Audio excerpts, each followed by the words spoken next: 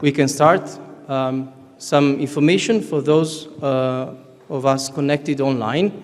You can click on the globe under the screen and select the language. So welcome to today's event. Today marks the end of two projects, three projects and the start of a new project, but most importantly, today is a chance of discussing among us with the key stakeholders and policymakers on how to make ports greener and more IT resilient.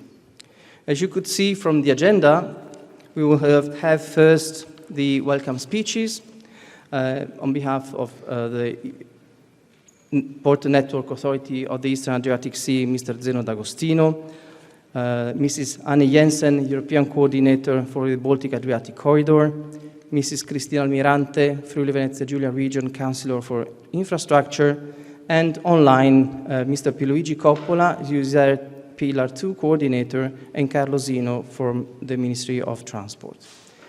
Then I will make a short introduction of the projects and especially illustrate the results achieved, and then we will have three keynote speeches from three distinguished speakers on greening ports, on making ports more digital, and then the user perspective. And then we will have the roundtable discussion among representatives of the Napa ports, and we will sign the Memorandum of Understanding in the framework of the SUSPORT project, and finally remarks from the Italy-Croatia Joint Secretariat, EUSAIR, and USDR. So without further ado, I would like to give the speech to Mr. Zeno D'Agostino, President of the Port Network Authority of the Eastern Adriatic Sea. Welcome. Welcome to all of you, especially to Mrs. Jensen. We are very pleased. Christina is our Regional Minister of Transport, and you know, it is always a pleasure for us.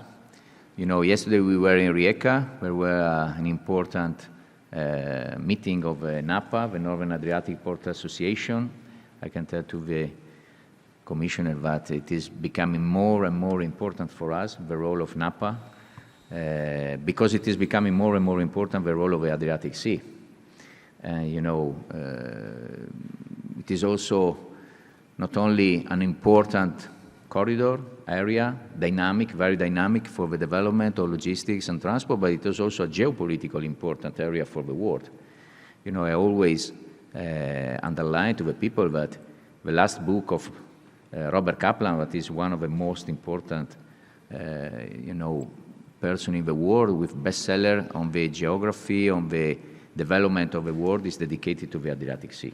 So, you know, it is becoming more and more important, I tell, because, you know, I didn't work here 10 years ago, and 10 years ago, if somebody told me that Adriatic Sea would have become what it is now, or what it is becoming even next year, for me, I should have said that it was not real. Now I'm real. I'm here. I arrived 8 years ago. I am also the president of the European Seaports Association organization, and you know, I think it is also important that the head of the European Association is in the hands of the president of a port of the Adriatic Sea. I think it is significant for what is happening in this area. But you know, it is not only a matter of an issue connected to the market. We must be prepared. We must be together. I think this is the important message that we give every day, and in every occasion that we give it is that we are all together, Croatia, Slovenia, and Italy, in these activities, especially when we have to face and we have to do something connected to innovation, to technology, to sustainability. And these are challenges that we want to face, we want to have. And we believe, I really personally believe, that what we do every day with research, with activity, is not disconnected from the operating activity that we have every day. I think this is also very important. You know, I come from the world of research, so for me it could be something more easier than somebody else. But I believe that if we want to be competitive, we must invest in the development, in the analysis, in the research, because this is a very dynamic world, a very difficult world. We don't know what is happening. Every day we have something new, and so we must be prepared. And I believe a lot that all the activities that we do, we research, it is very important for us, for the, the people that has to take decision. It is very important to have a strictly connection with this world. So, I'm very pleased. I will stay here for all the morning, and we will have also a meeting in the afternoon. And, for me, it is very important to give you the signal, the sign that we are here and that we believe in this activity. So, welcome here in Trieste, and very pleased and honored to have you here with us. Thank you. Thank you, Mr. D'Agostino. Now, Mrs. Jensen. Yes, thank you very much, and thank you very much for the invitation to come here today. Actually, it means a lot for me as a coordinator of the Baltic-Adriatic Corridor, but it also means a lot for me personally. I can tell that when we had the enlargement of 10 Central European member states in 2004, we were actually a number of members of the European Parliament who gathered because all of a sudden, around the Baltic Sea, all countries, save one, Russia, were members of the European Union. And we thought this is actually an opportunity for something good. We knew that money would come from the European Union. How do we secure that projects in one country doesn't run counter to projects in another country? How do we develop the environment? How do we develop transport?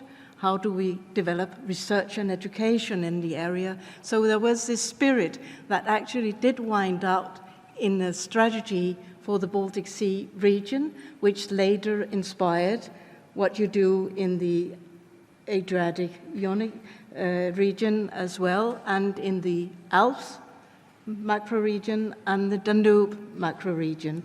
And now I'm sitting here as a representative of the Baltic-Adriatic corridor that runs from the Baltic Sea through all these three macro-regions ending up in the Adriatic. And look what has become of it. So for me personally, this is a big thing, that I actually get to see this and know that something where we were really searching how do we go about this is actually coming into something very interesting, something very good. And then I can say that the issues of today, the greening of ports, is something which is of huge interest for the Baltic-Adriatic corridor, and of course for the whole policy of greening the economy of the EU. Transport is delivering 1/4 of the CO2 emissions, so something has to happen. And the Commission is doing a lot of efforts through legislation, and some of this legislation is the new TEN-T regulation, which very much has greening as the heading. Of course, it's looking into how can we develop maritime transport, because this is really part of the greening. Maritime transport should be greener, but it's also part of the solution. How do we develop rail? How do we develop interconnection, interoperability, all these things that secure the smooth transport and at the same time makes the possibility of greening, where, of course, the digitalisation holds new perspectives, which is indeed very important. And I can say that the Commission has put forward the proposal, which is being now discussed between Council and Parliament. We hope for a solution by the end of the year. You never know in the European Union how long it will take, but it will create new possibilities. And you can say what it's all about is hard infrastructure, where you have a broader perspective with the macro region, but the hard infrastructure is important. And we know that it takes time to plan, it takes time to carry out, it takes huge efforts, and it's very difficult if economic and political circumstances add technical, financial, and procurement issues, and specifically on cross-border investments. This can be difficult. We see a lot of progress on the corridor. We see a lot of effort being done. So in many ways, it's a success story for the member states, the infrastructure managers, and for the Union. Especially we see the projects that are supported by the Connecting Europe facility and other financial instruments are doing well, and we should complete this corridor by 2030, as well as the other corridors of the European transport networks. But I am aware of the difficulties we do have with oversubscribed calls. I mean, it's terrible. You do a lot of effort, you make a good project, everybody says it's a good project, but there's no money. How do we go about this? And I think we as coordinators are aware of this, that it's not feasible. And the Commission certainly is aware of this. We have to deal with the lack of money and call attention to what we actually can do if we make this work. So we are working on improving the possibilities to support transport infrastructure that contribute to the realization of the internal market, and also to the decarbonisation of the European economy. It's important that we stick together and that we actually deliver, because that's the argument for asking for more money. We need it, and the money will be spent, and it will be spent for good. It's really delivering the solution for the green economy. So that's why I'm happy to be here, both personally, because this is sort of finalizing something I was part of starting, and also as a coordinator, I'm really looking forward to listening to your projects and getting inspiration from it. So thank you very much for letting me be here today. Thank you.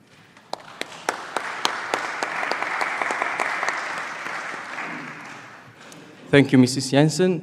Now, Mrs. Cristina Amirante, Friuli Venezia Giulia Regional Councillor for Infrastructure. Grazie, scusate se parlerò in italiano, è già una materia per me. Cristina. Si sente poco? Pensavo di non doverlo premere, chiedo scusa. Dicevo, scusate se parlo in italiano, la materia per me è molto nuova e complessa e quindi preferisco così cercare di esprimermi attraverso la lingua italiana, ma mi scuso di questo con gli ospiti e i relatori.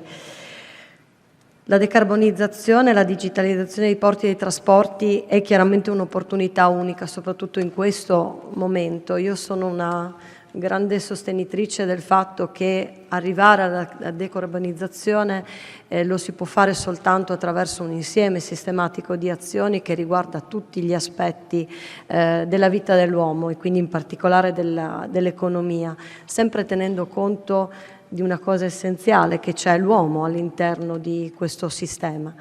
E quindi questo convegno di oggi, che parla di questi due temi, chiaramente deve portare anche a un miglioramento di quella che è la sicurezza del mondo del lavoro all'interno in particolare di quello che è l'industria marittima e la logistica.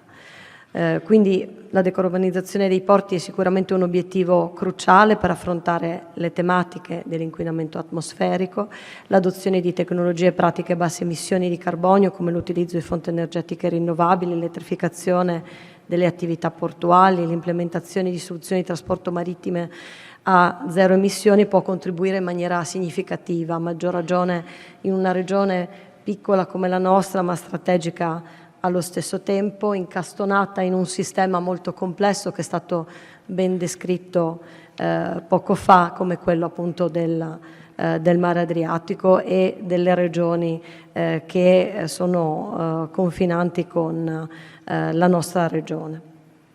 Parallelamente la digitalizzazione dei porti e dei trasporti e dei carichi gioca un ruolo fondamentale nell'ottimizzazione delle operazioni, nell'aumento dell'efficienza e, come dicevo prima, l'aumento della sicurezza nel mondo del lavoro e la riduzione ovviamente dei costi, perché sono ovviamente una partita importante in questo tema. Quindi la combinazione delle due cose, decarbonizzazione e digitalizzazione, offre ovviamente numerosi vantaggi. Parlando di quello che è l'aspetto che mi riguarda più direttamente come assessore della regione Friuli Venezia Giulia, appunto, che dicevo strategica proprio per le connessioni che la caratterizza, pur essendo veramente piccola rispetto ad altre regioni della nostra Italia, è fondamentale perché può in questo momento particolare sviluppare e deve sviluppare tutta una serie di opere infrastrutturali, garantendo la possibilità di farle realizzare appunto dalle singole autorità che si occupano in particolare del sistema dei trasporti, per garantire un'intermodalità spinta verso lo spostamento delle merci e l'intermodalità dei sistemi di trasporto, in particolare quelli che riducono, abbattono, azzerano le emissioni, e quindi riducendo, soprattutto per quanto riguarda il nostro territorio, quello che è l'impatto negativo del trasporto su gomma.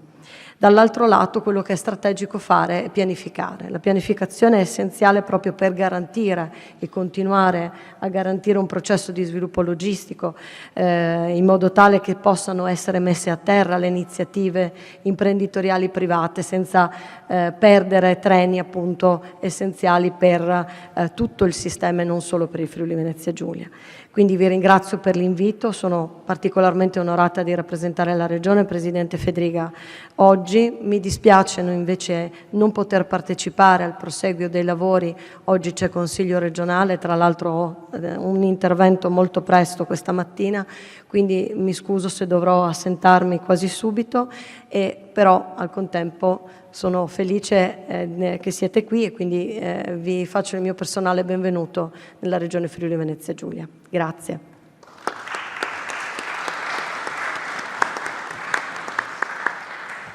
Grazie Assessore. Now to leave the floor to two guests connected online. First, Mr. Pierluigi Coppola, Coordinator of the EUSAIR Pillar 2 Connecting the Region. Thank you very much for the floor. Good morning, everybody. Thanks for this invitation. I'm very sorry for not being there in Trieste with you today, but unfortunately other commitments in Milan prevent me to be there in presence with you. So thanks for the invitation, and thanks particularly for organizing this conference on green and smart port and on the role of the ECT, the European Territorial Cooperation, on the development of this concept. As many of you present in the room and connected at distance may know, maritime dimension, the development of ports and the interconnection between sea and the land transport network has been a priority topic for the EUSAIR, for the European strategy and of the Adriatic-Ionian, and particularly for the Pillar 2 on transport. In the past 7 years, the strategy, since when it was launched, has aimed at identifying projects in the area aiming at decarbonizing transport, taking advantages of the opportunity coming from the technology. We have identified in our pillar about 51 projects, so-called EUSAIR-labeled projects, including hard infrastructure, for example, extending port capacity or upgrading existing infrastructure in the ports of the area, but also soft measure, taking into consideration the opportunity coming from information and communication technology. A small-scale application, common procedure that could improve particularly the environmental performance of the port, also trying to avoid conflict with the existing environment and looking for shared and common solution, creating networks among ports in the area. More recently, in the so-called embedding exercise that has been launched within EUSAIR, Pillar 2 has identified the green and smart port concept as one of the flagship of the strategy. A flagship that need to be, in a way, embedded in the programs of the managing authority operating in the area in the next programming period, in the next septennial.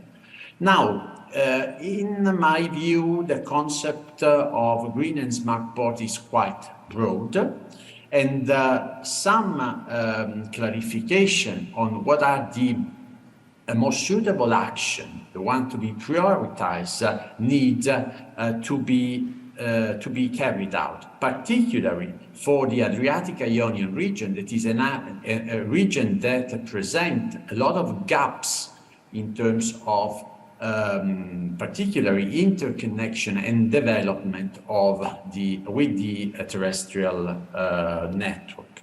Namely, I'm here referring to the actions that need to be prioritized, but it is not only a question of prioritizing in our perspective, it's also a question on which are the actions that could more suitably be funded by the existing, by the ongoing programs, the new ones that have been launched. To this aim, we have developed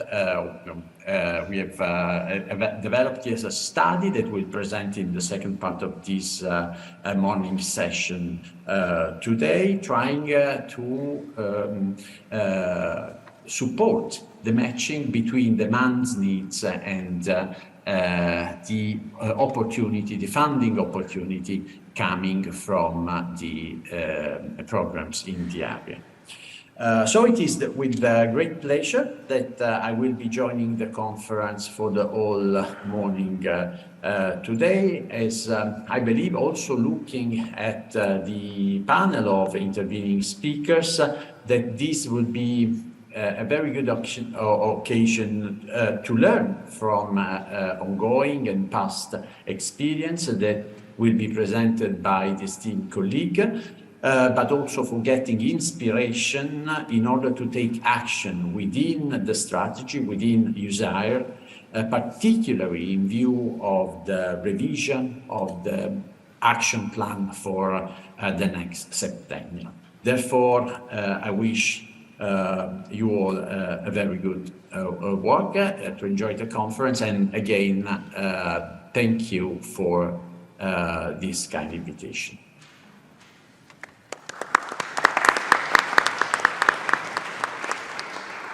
Thank you, Mr. Coppola. Also, thanks to the EUSAIR macro-regional strategy that is co-organizing and helping us in the organization of this event. Now, I would like to leave the floor to Mr. Carlo Zino from the Italian Ministry of Infrastructure and Transport, who joins us online. Salve, buongiorno a tutti. È molto interessante dal nostro avviso e anche molto importante che si sviluppino e si portino avanti iniziative come questa, in quanto sono iniziative fondamentali per la cooperazione. Noi diamo grande importanza alla cooperazione, soprattutto nell'ambito EUSAIR, per l'attuazione degli obiettivi comuni verso una migliore connettività che necessita però di andare oltre l'accezione meramente infrastrutturale del termine. e dobbiamo andare verso obiettivi innovativi di sostenibilità, digitalizzazione, e quindi eventi come quello odierno li riteniamo fondamentali. In questo contesto noi siamo anche fortemente impegnati nel negoziato che punta a rivedere la rete transeuropea del futuro e gli obiettivi ambiziosi che la stessa dovrà soddisfare nel tempo e che non hanno confini limitati al solo perimetro europeo, ma sempre di più, soprattutto nel contesto geopolitico attuale, si spingono oltre quello che è il contesto meramente europeo. Già dal 2020, infatti, è diventato fondamentale assicurare la circolazione delle merci all'interno dell'Unione Europea in condizioni di emergenza. E l'obiettivo delle cosiddette Green Lanes era proprio quello di mantenere operativo il flusso tra gli Stati membri e tra i confini esterni e con i confini esterni dell'Unione Europea, preservando la catena del valore e assicurando il funzionamento del mercato interno. Questo comportava una particolare attenzione ai valichi, restringendo quanto di più le restrizioni al traffico e anche riducendo la documentazione necessaria. Pertanto un sistema infrastrutturale più moderno, digitale, sostenibile, dovrebbe infatti affiancarsi al processo di transizione digitale rivolto alla semplificazione delle procedure e della logistica e della digitalizzazione dei documenti. Al riguardo è utile ricordare che il nostro Ministero sta lavorando per l'implementazione e il potenziamento della piattaforma logistica nazionale e sta sviluppando anche progetti con l'obiettivo di modernizzare le infrastrutture di trasporto e fare in modo che le piattaforme digitali rispondano agli standard europei. In tale scenario il processo di digitalizzazione può contribuire a migliorare di gran lunga l'efficienza complessiva del trasporto merci e della logistica. Quanto al contesto internazionale, diventano cruciali i collegamenti nell'area adriatica e segnatamente quelli marittimi, tra la dorsale adriatica e la direttrice costiera speculare, che vedranno protagonisti nel futuro gli attori oggi presenti in questo evento. Si apprezza in particolare quale paese ha vocazione fortemente marittima anche la conversione del concetto dell'autostrada termale verso lo spazio marittimo europeo. Riteniamo che questa sia una visione più ampia e versatile e faciliterà, a nostro avviso, lo sviluppo delle rotte marittime di portoraggio senza vincoli tra i porti dell'Unione Europea e non solo. Infatti saranno incentivati gli scambi commerciali con i paesi vicini, con particolare interesse verso la sponda dei Balcani occidentali. Quale esempio di proficua cooperazione nell'ambito marittimo si esprime apprezzamento verso le nuove e rinnovate iniziative dell'Associazione dei Porti del Nord Adriatico, che mirano ad ampliare e aumentare lo sviluppo del traffico marittimo nell'Alto Adriatico e migliorano l'accessibilità ed intermodalità marittime, anche con iniziative green, volte all'installazione dell'alimentazione elettrica onshore, OPS, puntando allo sviluppo efficiente e sostenibile dei porti. In aggiunta si devono segnalare anche le attività sinergiche in corso nel contesto della strategia dell'Unione Europea per la regione Adriatica-Ionica. A tale proposito l'Italia guarda con favore il mutuo coinvolgimento dei rispettivi paesi nello sviluppo di numerose iniziative, tra cui le 51 iniziative prioritarie associate alla strategia di cui ha parlato anche il professor Coppola. Queste iniziative poi hanno l'obiettivo di condividere una visione a scala macro-regionale del sistema integrato dei trasporti e hanno anche il compito di individuare i progetti necessari per colmare il gap di accessibilità e connettività. In quest'ambito si spazia un po' su tutti i temi, si va dalla sicurezza al monitoraggio del traffico, sviluppo di carburanti alternativi, miglioramento delle connessioni transfrontaliere con l'Interland, nonché, last but not least, lo sviluppo del master plan dei trasporti. Quindi vediamo che insomma è diciamo, un mondo in effervescenza e sempre allo stato dell'arte della problematica del libero scambio e della digitalizzazione della logistica. Non a caso, tra le priorità regionali della strategia rientra proprio lo sviluppo armonizzato dei trasporti marittimi e connesso anche con la progettualità volta a favorire lo sviluppo di una rete di porti smart e green nella regione Adriatico-Ionica. Tutti questi progetti, l'intero masterplan e diciamo, la filosofia con cui è improntato tutto questo va in questa direzione. Insomma. Per concludere, il quadro delle politiche si sta definendo. Il percorso del futuro offre opportunità importanti, gli obiettivi sono dettati sempre più da esigenze inevitabili. Noi riteniamo che tutto ciò alla fine sia inevitabile nel settore dei trasporti e in particolare per quello marittimo. Il dibattito odierno permetterà quindi di mettere in luce le sfide e le possibili soluzioni e quindi, come dicevo all'inizio, noi siamo sempre favorevoli a questo tipo di iniziative perché fanno, come dire, da facilitatori, sono iniziative che fungono, hanno una forte valenza di facilitazione in questa direzione. Auspichiamo quindi un proficuo scambio di idee nel dibattito odierno tra tutti gli stakeholder coinvolti. Grazie.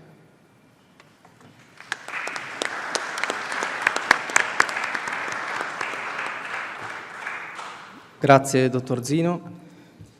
So we have closed this welcome speech session. I would like to invite the speakers to take their seat. I will now make a presentation of the projects, of the results of the projects that we have been working on.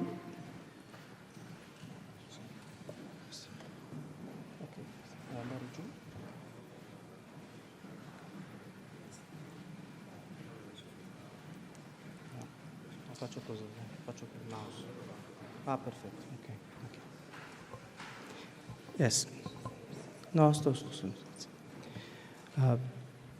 so over the last few years, many ports, inland terminals, operators, universities have been working together on 4 European-funded projects that I will present now on 2 main topics. So why have we been working on these topics, on decarbonisation and digitalisation? Well, certainly ports are, we all know, crossroads of goods and people, and they're important for the economic development and the job creation of the territories they are located in. But at the same time, like all other human activity, they contribute to pollution and to CO2 emissions. In most cases, there is a lack of coordination of homogeneous measures, both in the decarbonisation of the port sector and in the digitalisation of the port sector. All this is more important if we consider that most of the traffic flows, especially in the Adriatic-Ionian area, they actually are the same, with ships calling at the ports of the Adriatic-Ionian area in our case. So, of course, pollution does not stop at borders, and CO2 emissions do not stop at borders, especially.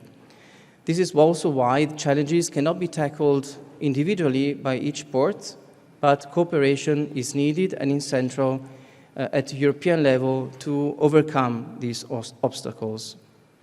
Today, we represent 4 EU-funded projects, and this map shows the width of the scope of these projects.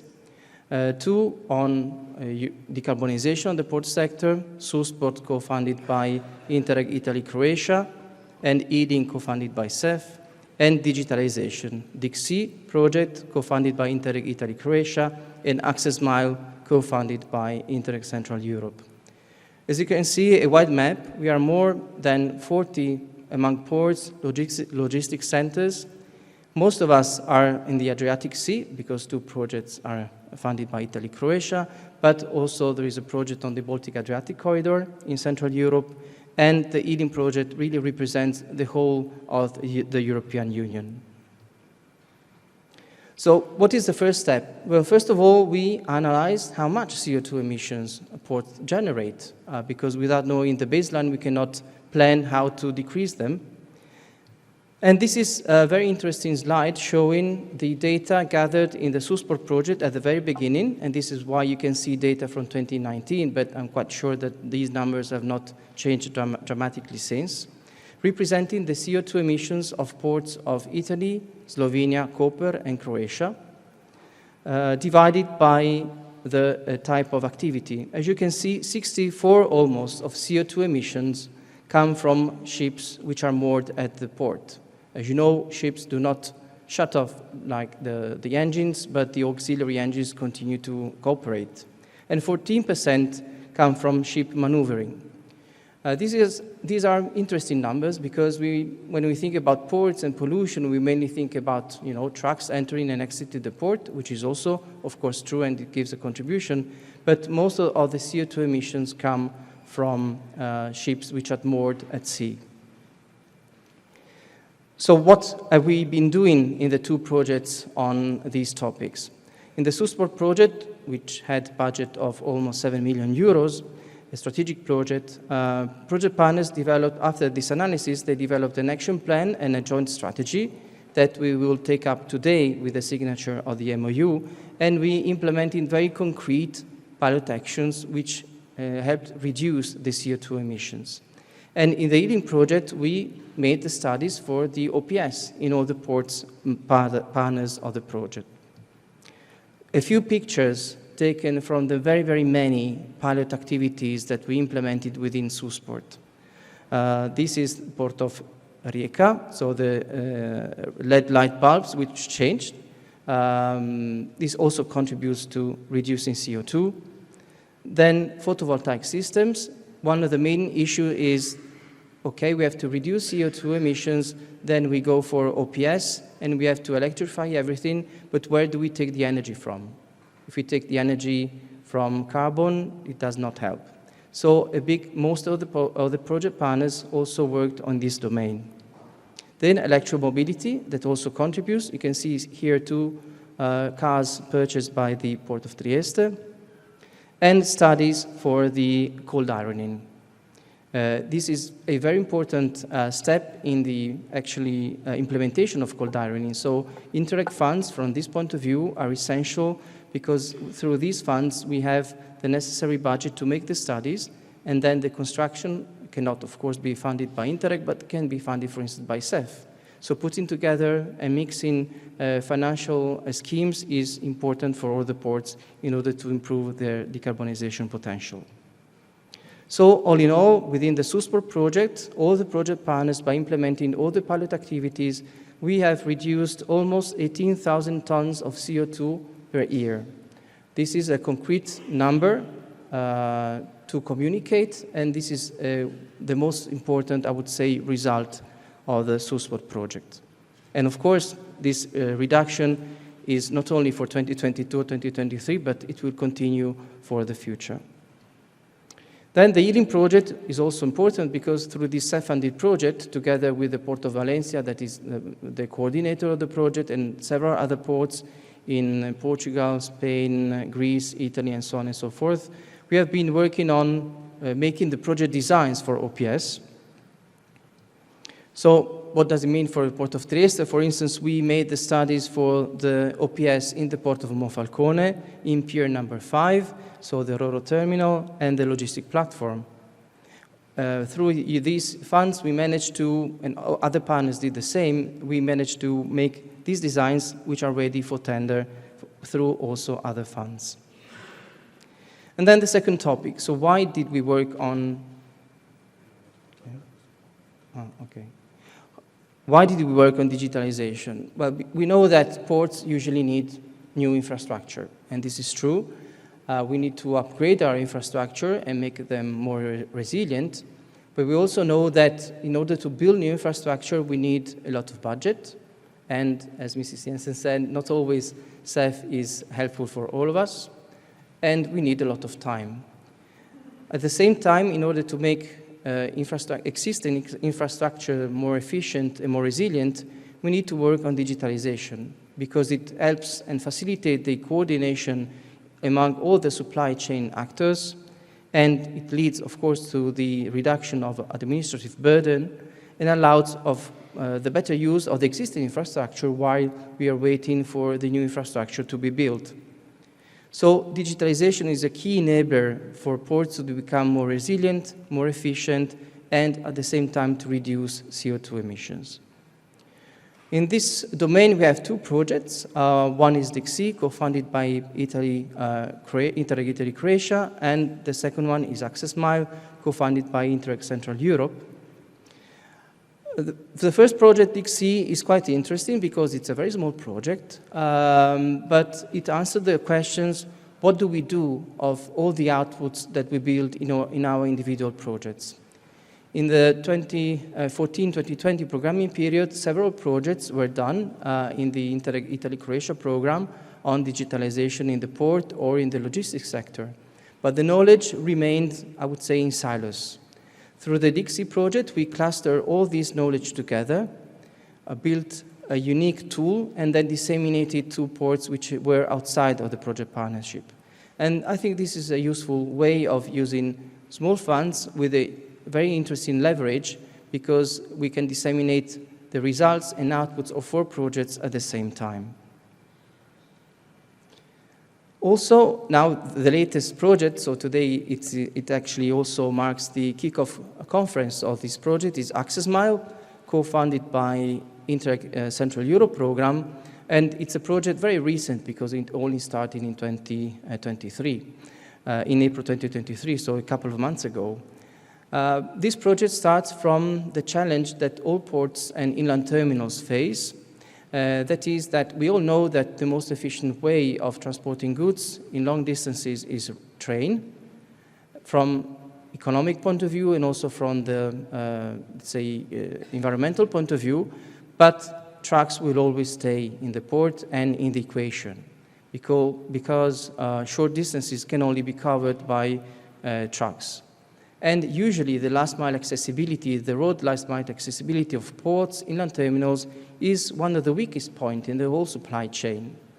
This is why ports from Italy, Slovenia, Croatia, from Germany, from Poland, inland terminals from Hungary are working on how to improve this last mile accessibility of trucks through ICT in 3 main domains, which is the traffic flow management through vehicle booking system application, how to improve gate accessibility through IT, and how to reduce actually the number of trucks through cargo bundling. So through putting together cargo which only fills in half maybe of the truck, putting it together in order to reduce altogether the number of trucks on the road. These 3 domains will be tackled over the next 3 years by all of us. We'll be working jointly in these 3 domains, applying very concrete solutions which can be further replicated by other ports or inland terminals.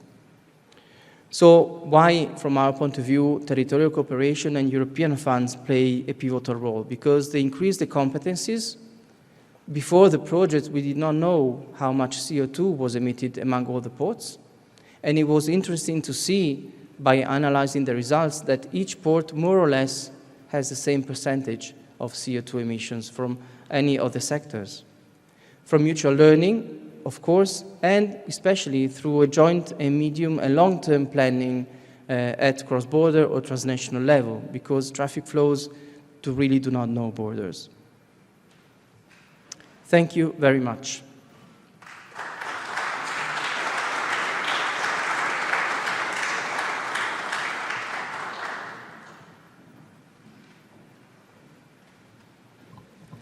So, this first part of today's conference, we have three distinguished speakers talking about green and smart ports, talking about the user perspective.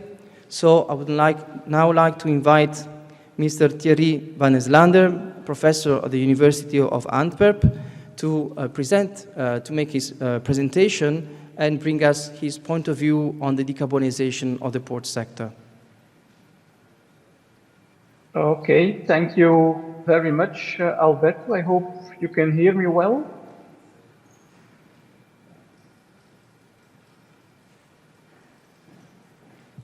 Yes, so yes. I assume you can hear me. Thank you. And I guess you can also see my screen now shared? Yes, perfect. Okay, that's fine, good. So thank you very much for the invitation for, well, joining you virtually at least. I wished I could have been there live, and that was also the initial invitation I got, but unfortunately, due to other busy commitments here in Antwerp, it was impossible for me to make this trip, which I was very much looking forward to, though, at this moment. So I hope to catch up at the next occasion, live, of course, in Trieste.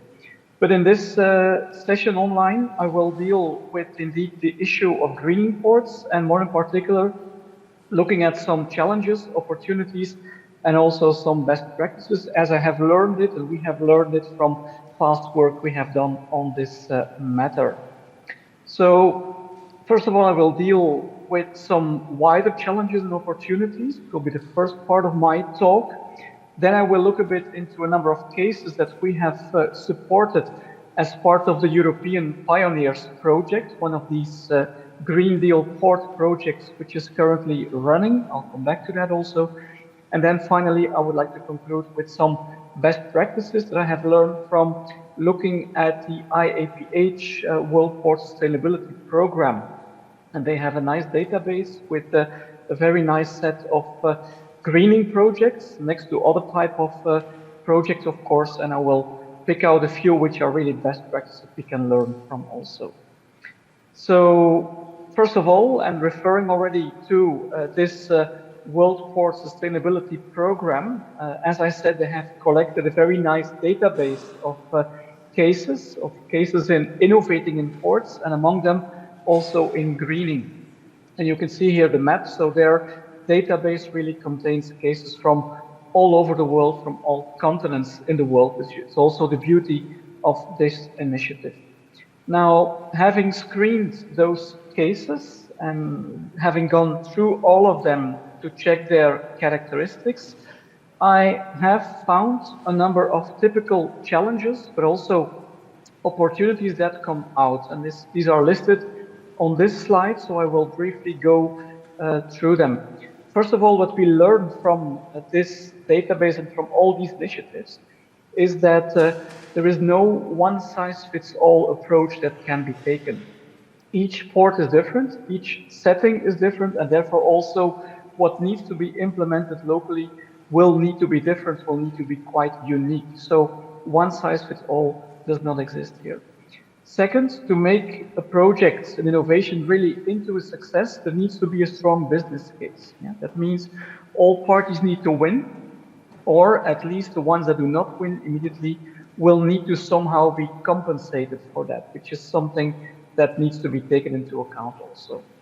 Third, I've learned about the importance of partnerships also. It is crucial to work in partnerships. There is none of these innovations, none of these greening initiatives, which can be undertaken by one party alone. There always need to be multiple parties who need to collaborate. So partnerships are really needed in there. Fourth, I've seen also that we see a lot of successful cases which have been successfully implemented. Of course, nobody tells a lot about failed cases.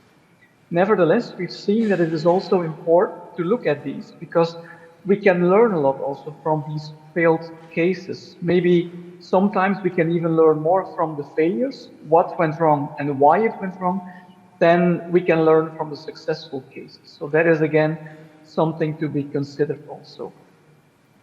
Fifth, we see that investment in most of these innovation initiatives, when it's about greening also, is only done when the technology is ready. That means when the technology has been developed, when it has been proven, only at that moment we see that a real rollout of an initiative can be envisaged. There is very few to no cases where parties will start investing when the technology has not been proven yet. So that is again something to be considered when considering innovation also. When we look at the spread of these cases, we see that basically all types of cargo transported and also passenger ports are being included. Yeah? So it's really not confined to one type of port. It's not only for container ports or not only for passenger ports, for instance, but it considers all types of ports. So innovation, greening initiatives are possible in all of these port types. And then finally, when we look at the structures taken for these greening initiatives, we see a mixture. We see some cases where it's a pure public initiative, but again, with some collaboration, with some partnership with private parties in most cases, but the initiative was taken publicly. In other cases, we see it's rather a private initiative that started, of course, again, with the collaboration of other partners, including public parties. Or we also see cases where it's a PPP, that means where we have a real formal partnership also between private and public parties. Now, if we look at the most common initiatives taken, well, they are quite wide-ranging, as you can see from this slide also. Sometimes it's about simple sustainability reporting. Well, simple is not necessarily true, but I mean, it's more about reporting what has been done than actual innovation being taken, which is the first step, of course. Sometimes we see it's about facilitating. We see that it's about the Port Authority taking the role as a facilitator to generate new innovation. Sometimes it's about cold ironing initiatives. These are very specific, and I'll come back to a few of those in some later examples in my presentation also. Typical projects also deal with renewable energy. I also have some example of that. Alternative fuels, of course, is a big set of these initiatives. Carbon capture, storage and usage is also coming up, is maybe a bit more far ahead in the future, and the potential of that is still under discussion, but we see among these WPSP set of cases, we see at least a nice number of carbon capture and storage initiatives also. We see initiatives about local environment and sustainability, which has a slightly different focus than the real climate issues, of course. We see quite some ports starting to implement some form of green port dues, yeah? So ships having to pay port dues in function of the greening initiatives they have taken. And finally, and you could say maybe that's a bit out of the scope of greening, but on the other hand, in the previous presentation with Alberto, you've seen that digitalization was also mentioned there. Well, also in this set of cases, we see that digitalization can really support also the greening initiatives, the greening innovation that is happening. Now, as promised, I would like to focus a bit on a set of examples that I've taken from the European Green Deal Pioneers project. So this is a project, well, Pioneer stands for Portable Innovation with an Open Network for Efficiency and Emissions Reduction Solutions. It's a mouthful of words, as you can see, but as you understand, it is about also emissions reduction. That's one of the big goals of this type of project. The project is led by Port of Antwerp Bruges, yeah? And you can see on this slide also it contains a huge amount of parties, many of them private parties, but also public parties throughout the maritime supply chain. So that again shows that to make these initiatives work, we need the collaboration between many different parties, and again, a mixture of public and private initiatives throughout the supply chain. Yeah? A port is not a port on its own, but of course it's part of a maritime supply chain. That means we also need to look at what happens at sea with the shipping companies, And we need to look also at what happens on the land side for land transportation, for instance. Now, I will focus on 4 initiatives, and they are mentioned also on this slide. In the next slides, I will focus a bit on green hydropower platform as an example. I will focus on hydrogen refueling infrastructure, on a corridor of modular docking stations, and also on an initiative involving battery storage and smart management. You will see that in the other 2 green bars, you see identification and tackling of non-technological barriers, and that's an important step to be taken. Before we jump into such greening innovation, we need to look at barriers.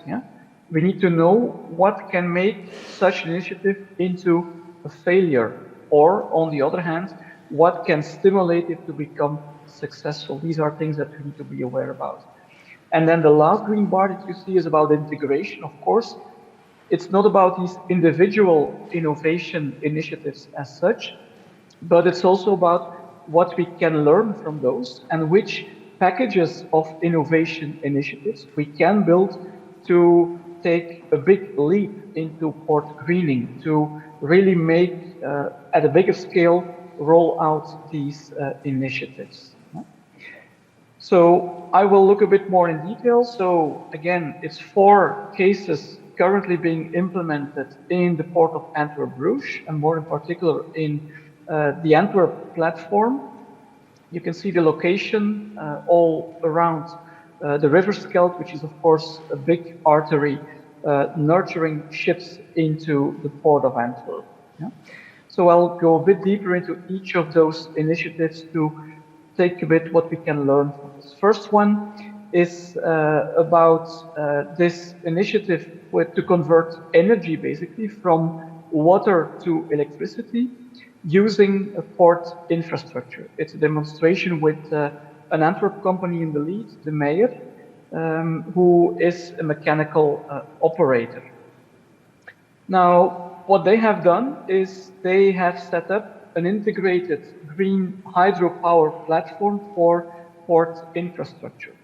And in 2017, they started to build a successful hydropower turbine prototype in one of the big locks in the port of Antwerp-Bruges, so in Antwerp, actually.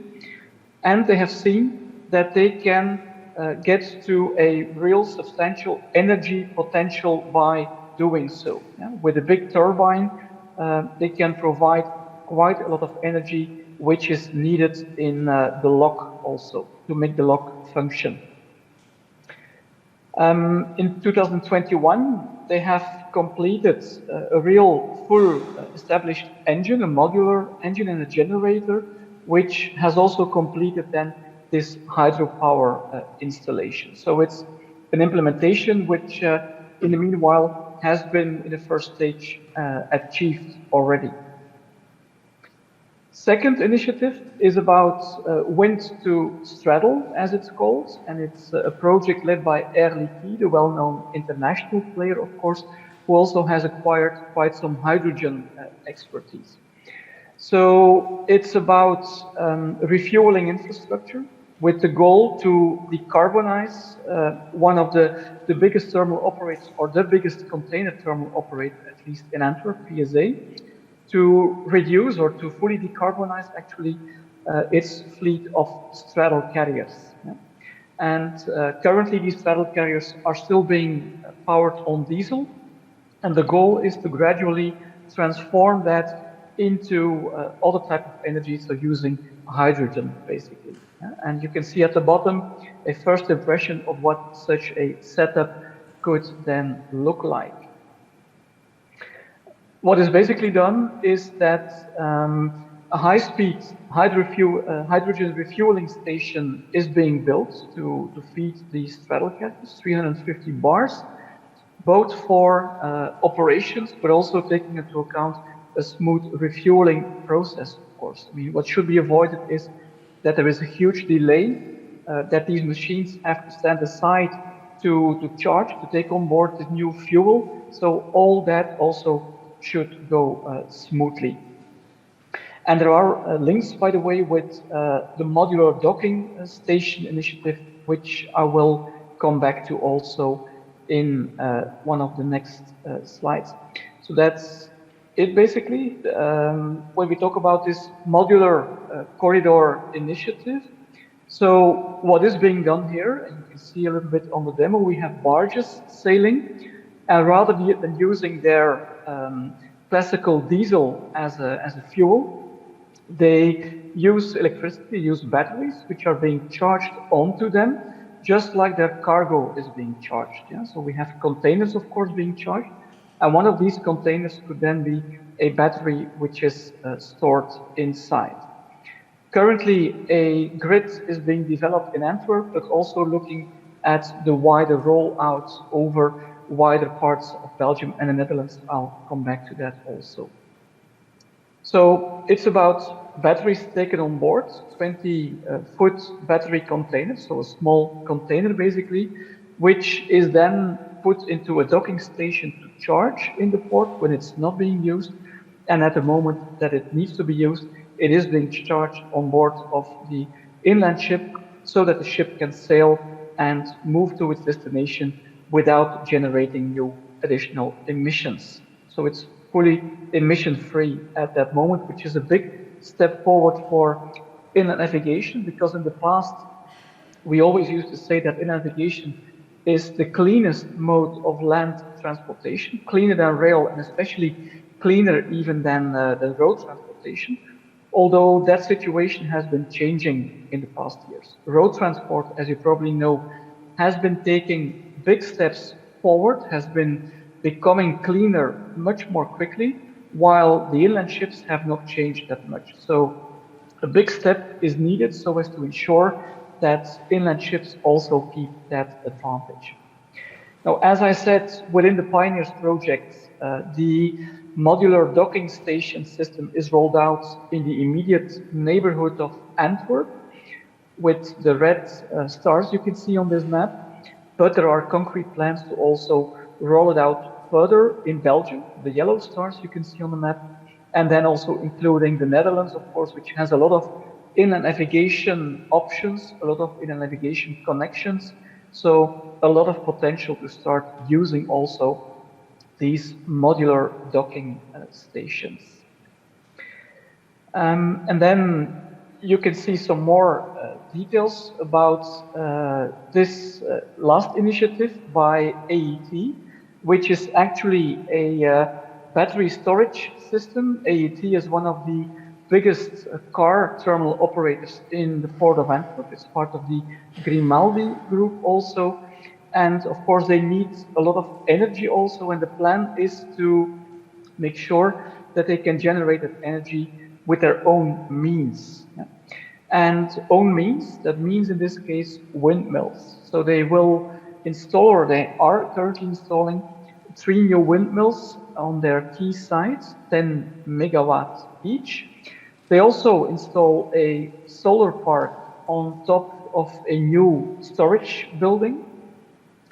At the terminal, they have charging poles for their electrical vehicles, because of course the world is changing. Vehicles are becoming electrical, but that means also they need to be charged. So a lot of energy is needed to do this at the terminal, and therefore these charging poles with windmill and solar generated energy are very crucial steps to be taken there. They also have a cold ironing initiative to make sure that the ships that go alongside the quay can be charged with the electricity generated at the terminal. Given the time, I will not go too deep into how the system works. You will get the slide so you can have a look at this one for more technical details, but in the end, it's a system that will allow for multiple use with the same battery. So to go to grid equilibration, peak shaving, taking away peaks in energy demands, yeah, and coping for that with the batteries installed. Of course, there are some technical issues to be solved still and to be tested. What is the best type of battery to be used? What is the optimal capacity, etc. So these were some examples of the Pioneers project with lessons we can take out of this already. Like I said, I would also like to briefly look into a few WPSP cases. And the first one is the Port of Long Beach Zero Emissions Demonstration Project, which is really a very nice initiative to make sure that all terminal operations in the Port of Long Beach become zero emission. Long Beach already had a long-standing tradition to make land transport towards the port greener with specific charging systems, paying systems that had applied to that, but now they also want to move in changing the port's operations. Second one is with the Port of Vancouver about international collaboration for vessel emissions reduction, and that's again a very nice initiative because it's also cross-border. So it doesn't only involve Canada, it doesn't only involve the Port of Vancouver, but it's also cross-border, and it again wants to reduce emissions, but then on the vessel side, so with cold ironing and other types of systems that are being introduced. Another nice example of interport collaboration is the Northwest Ports Clean Air Strategy. Again, a nice collaboration to try to remove emissions, to try to start using other types of energy in port handling operations. Then to move to the other side, we move to Guangzhou in China with the onshore power supply project, one of the most advanced initiatives of onshore power supply in the world at current, and also one of the bigger ones in terms of scale at which it is being implemented. And then there is another nice one that's in Gladstone, Australia, by using tidal energy.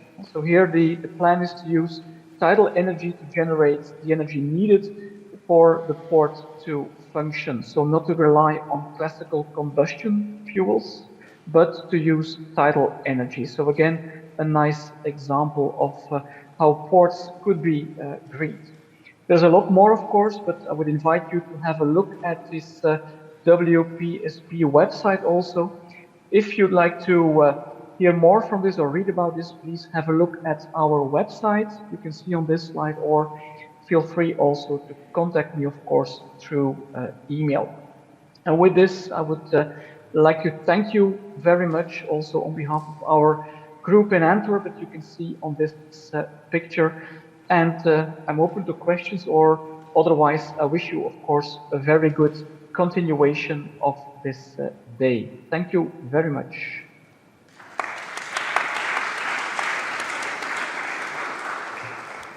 Thank you, Thierry, for the very interesting presentation and use cases from the Pioneers project. In that project, it seems to me that really trying to find any kind of possibility to produce renewable energy for the ports, and of course the stress on cooperation that you mentioned.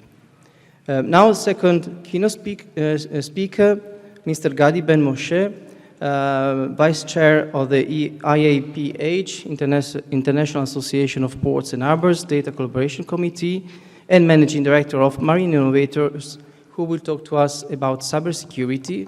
All the ports and logistic operators strive to improve their digitalization, as you've seen also in our past project, but the more we are open to digitalization, the more we are also open to threats.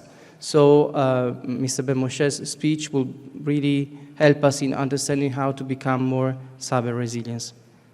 Gadi, thanks a lot.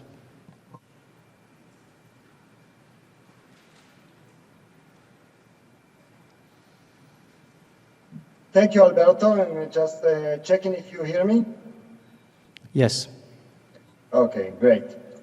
So again, thank you for inviting me here to talk about something that worries us. It's the cybersecurity challenges, but also the solutions that we have in the maritime supply chain.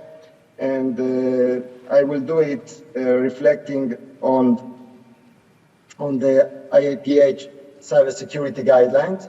IAPH is the International Association of Ports and Harbors, and as Alberto mentioned, I am the Vice Chair of the Data Collaboration Committee.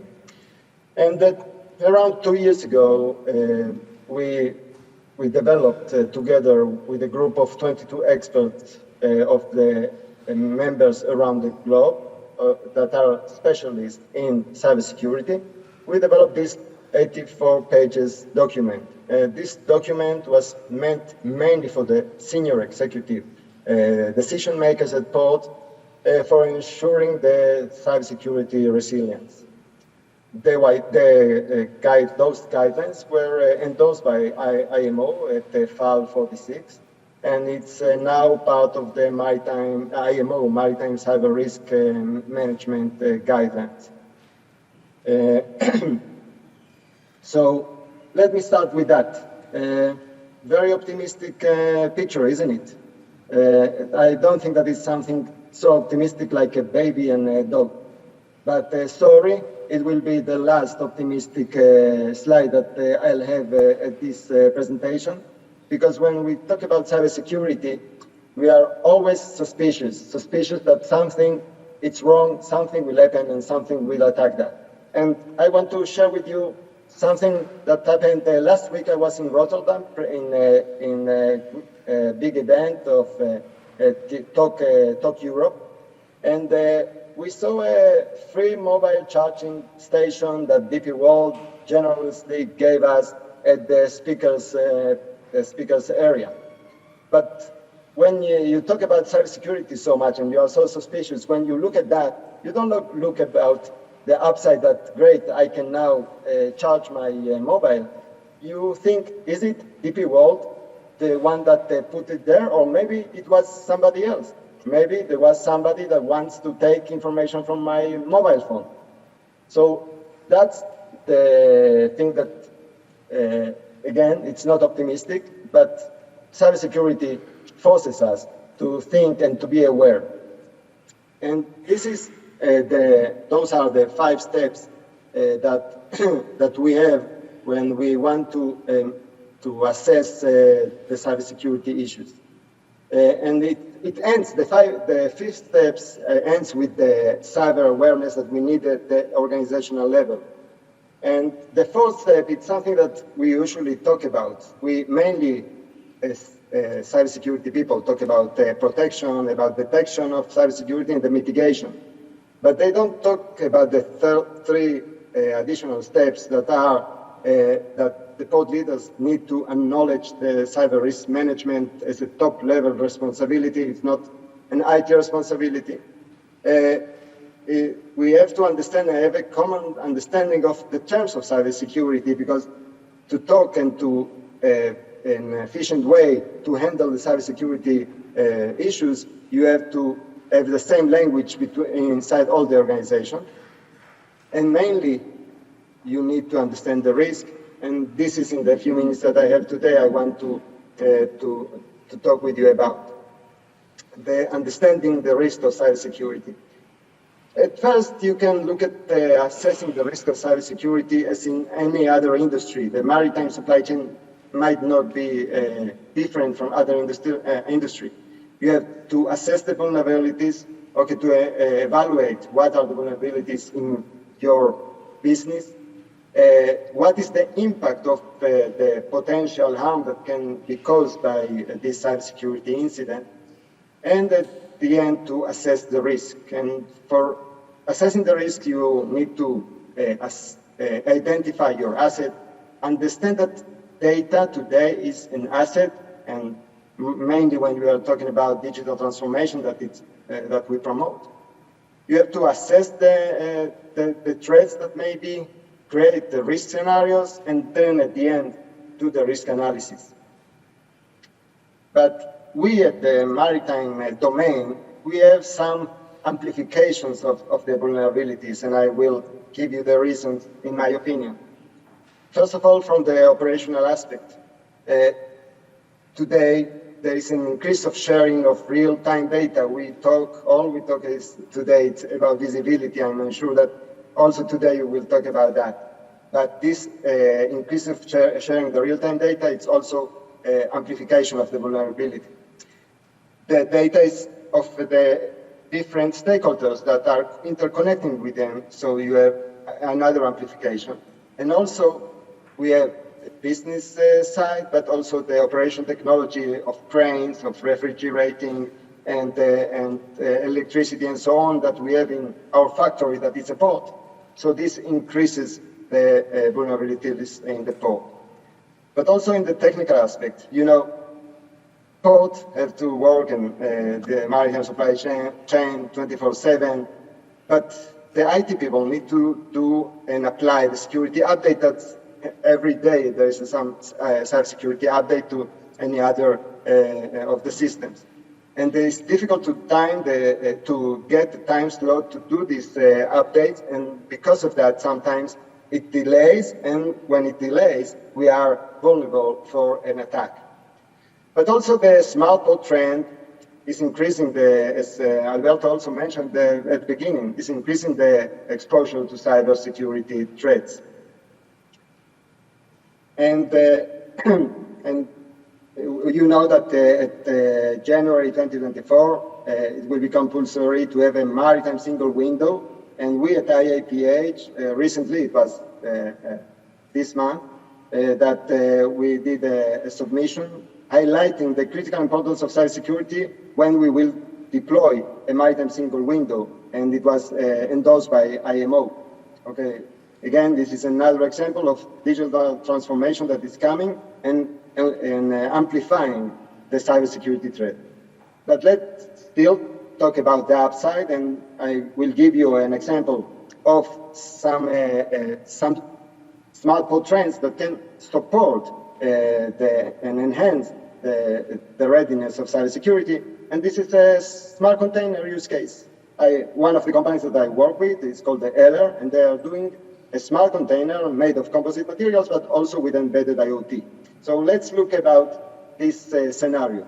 There is a cyber attack, the terminal operating system database is ruined and we can't restore. We have to do an inventory count of thousands of containers in our port yard. But imagine that you have your port yard full of small containers years from now, what will be. And then those small containers can transmit instantly the number of the container and the position, not only the position, but in which height it is stuck. So you can, in a click of a button, to update the TOS database, and so you reduce and save many hours of manual work and enable a quick recovery from the cyber attack. So there is also upside in the smart port trend. Another difficulty in our domain, it's mobilizing the port stakeholders and in cyber issues. Also, I gave recently an example in the same event that I was last week in talk in Rotterdam. I was in two sessions, digital solution sessions and cybersecurity session. In the digital solution session, okay, it was a full house. In the cybersecurity, there was still places to sit around. And this brings to the last point in this slide, that there's still a low interest in cybersecurity topics. That's the reason that it's important to raise the awareness. It's very difficult. We have many stakeholders to coordinate. They are independent, maybe sometimes competing. We are relying on, in one side, multinational companies, but also in a one-track company and small enterprises. But we are, again, cybersecurity, not something that it's in the mind of the operational people. We have to operate the port, and we are under pressure, but we must find time for that. And also the silo working. People don't want, are reluctant to share information about cybersecurity or cybersecurity incidents, and that's a problem. But those are the challenges. We have to know that those challenges, the impact of the cybersecurity incident can be non-physical, like some information leak, but also might be a physical impact. And we, in our white paper, described a number of scenarios. Tell you the truth, we talk about between ourselves how much ideas shall we give to the cyber attackers, but the problem is that the cyber attackers have better ideas or worse ideas than ours. So it's important to know that there might be also physical impact of a cyber attack. And recently, this month also, a DNV report showed us that and warned us that not only can be collisions and groundings because of cyber attacks, maybe the next evergreen shutting down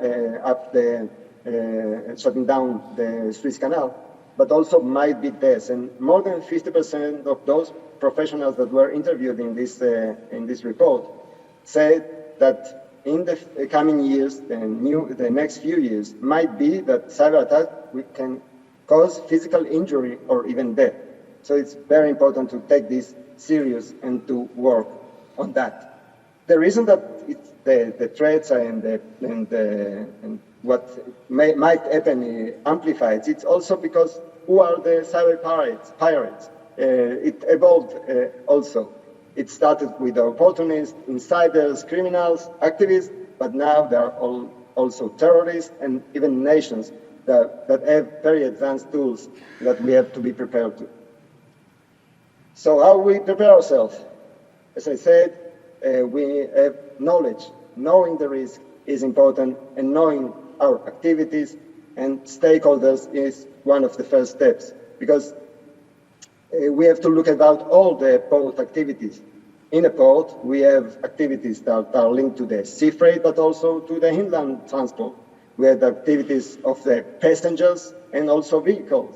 We have the traffic coordination in the port, also in the land side and the sea side. In some ports, there are industrial activities that can enhance the risk, and even fishing-related activities that also in some way can enhance the risk. But the stakeholders also are critical, and we have a lot of stakeholders around the port. We have the shipping companies, the port authorities, customs, freight forwarders, and so on and so on. But let's talk also about the port community systems that in some countries are very important and a crucial part, and even such in Israel, they are a national critical infrastructure and are by Cybersecurity National Directorate, they receive the guideline to be more resilient. But not only the activities and the stakeholders important, also the organization, the assets of our ecosystem. And as I mentioned at the beginning of this presentation, data and data exchange systems are critical assets.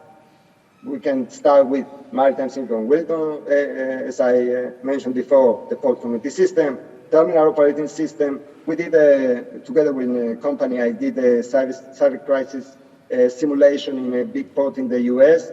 And yes, we decided together, of course, with the port. The TOS, without the TOS, nothing can happen in the port. But also the invoicing and the AIS and DTS is very important. But all of these activities, stakeholders and assets, all of that is something in our industry, something dynamic. And so we must do periodic reviews on that to be sure that we are prepared to any possible risk that might happen. And in my opinion, and I will get back to this cyber crisis simulation that we did, is that cybersecurity is not just for the IT department. And in this cybersecurity simulation that we did interview with all of the departments of the port, with the HR, with the public relations, with the operations, with the yard, with the gate, and everybody that we can say, okay, are you ready to a cyber crisis that will shut down your operation for maybe 2 weeks? And it happened in South Africa and in other Maersk, as you remember. And they say, no, we have a great IT department. They will do restoration of they have a backup. They will do restoration, and we will get back online in no time. But no, that is not the case. The cyber incident touches every aspect of the organization, and it might take more time than 1 day of restoring a backup, because the attackers can also compromise the backups, and then you have to build everything from scratch. So you have to be prepared to handle the crisis together. The HR have to maybe bring more people for manual work. the financial have to find ways to pay the bills or pay the wages of the employees. Okay, also the unions, you have to coordinate with them. And the thing is that important that the people are, you know, most of the people in the port are non-IT staff, and they are not so much aware. They are the majority of the port, in most of the port, or if not, I know. So we know that the people are the weakest link in cyber risk management, so we have to enhance that and enhance the awareness of that. And at the end, a cyber crisis impacts all of the units. And that's, it's very important, the coordination, but more important than that, it's that we need predefined decisions and predefined cooperation, and I will elaborate on that a bit. The predefined decision is, okay, I have a cyber crisis, everything is down. Which are the first steps that I take? Which cargo shall I handle? Shall I handle only maybe dangerous goods, and maybe I handle only pharmaceutical cargo? Okay, all of that, I can't decide in the middle of the crisis what to do. I need the predefined decisions, and when the crisis happens, I act like a robot, and I handle as I predefined decided. And also the cooperation, because I will need cooperation when a cyber crisis, but I have to define this cooperation beforehand, before the crisis happens. I have to talk with the customs and have a plan with them. What happens if I don't have systems to declare? Okay, and to interchange information with them. So this predefined cooperation is crucial, and it's very important, as I said, inside and outside the port. But we talked not only about challenges, we said that we will talk about solutions. So I'm happy to share with you, and you know, initially we have a lot of startups, and we have also in the recent 5 years, also a lot of startups working on cybersecurity, on maritime supply chain at all, and for cybersecurity. And you can see here a list of startups. I will just mention a few. Okay, we have, for example, Sidon is handling, they started with handling with cybersecurity inside the vessel. Okay, and they are now helping also to see the readiness and for regular inspections also for ports. Salvador, as we said before about the operation technology, Salvador is doing cyber attack recovery from SCADA and HMI. Cyberstar, this is the company that I did with them the cyber crisis, but they do not only simulations, they do cybersecurity gap analysis, mainly for the maritime supply chain. And EUSAIR, it's one company that does endpoint protection for the IoT or the OT that we have in the port. So we have challenges, we have solutions, and I believe that we have something to do, because the biggest room in the world is the room for improvement, and mainly cyber improvement. So be aware and be active. That's what I would suggest all of you. Thank you very much. And any questions, I'm here, and or you can contact me by email. I'll go for the question. Thank you very much, Gadi. Very interesting and also preoccupying, maybe, presentation. A key point that I take from your presentation is the need to involve the port community. Say we can increase our own port cyber resilience and security, but if those of the port community that are connected with us are not, then it doesn't make any sense. So thanks a lot. Now I would like to give the speech to Mr. Pierluigi Coppola, coordinator of the EUSAIR steering group number 2 on transport, for his presentation and his perspective at macro-regional level. Thank you. Thank you very much for the floor, Mr. Cozzi. Welcome again, everybody. I'm intervening in this conference as EUSAIR Pillar 2 coordinator, and I will try to give you our view of what actually is the green and smart port possible development in the area, based on a study that we have carried out within the strategy, focusing specifically on green and smart port. As said, green and smart port concept is a priority for the strategy, since the maritime transport is a priority of the strategy since the beginning, since the launch of the strategy. We have tried to identify projects for improving and harmonizing traffic monitoring and management, and for developing ports and infrastructure. In so doing, as said, we have identified infrastructural projects and soft measures. And today we are going to focus mainly on soft measures, considering the role that the ETC, the European Territorial Cooperation, may have on promoting such kind of measures. Recently, green and smart concept has become an EUSAIR flagship, aiming at developing a port network in the entire Adriatic and Ionian basin, from Greece to Italy, with some specific objective promoting the actions on technology in the ports, as some that we have seen, mapping the regional needs from the ports, supporting action for challenging the zero emission and the development of innovative ECT solutions to support the supply chain. We are also looking at projects or promoting projects for circular economy in the ports, finding solutions that could in a way try to avoid and mitigate the impact that the ports may have on the environment. Last but not least, we're also looking at some let's say a sort of alignment of EUSAIR state regulatory framework, in particular for electrification of ports, where there are some gaps among the states.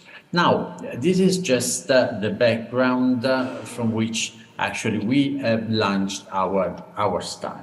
The question that we have tried to answer were two. What is green and smart? What can be considered green and smart specifically in the ARI region? We have seen also from the presentation that there are many challenges and possible solutions that have been tested, but given the context, given the gaps that characterize this context, what actually could be prioritized as green and smart actions in the ports of the region? First question. Second, what role could have the European territorial cooperation? Consider that the amount of resources and also the scope and in some case on the one hand, and the amount of resources needed on the other for example, for some infrastructural project in the ports may require, are not always very well aligned. So these studies try to give an answer to those two questions, and in doing that, it's trying to support, on the one hand, the managing authority of the programs operating in the area in understanding the needs, so a contribution to knowledge, and on the other hand, try to support or to provide some source of information to the stakeholders, including also the port authorities, but not only, in the area, to intercept the funding opportunities that may come from the Interreg program from the European Territorial Cooperation. Now, the methodology was quite straightforward. We start from the analysis of the most recent EU policy action and the legislative framework. We move phase 2 on the ongoing initiative and ongoing projects in the ports of the region. Last, we look at the new Interreg programs and select the indicative actions that could represent an opportunity for funding of action of projects in the sector of green and smart ports. So, for what concerns the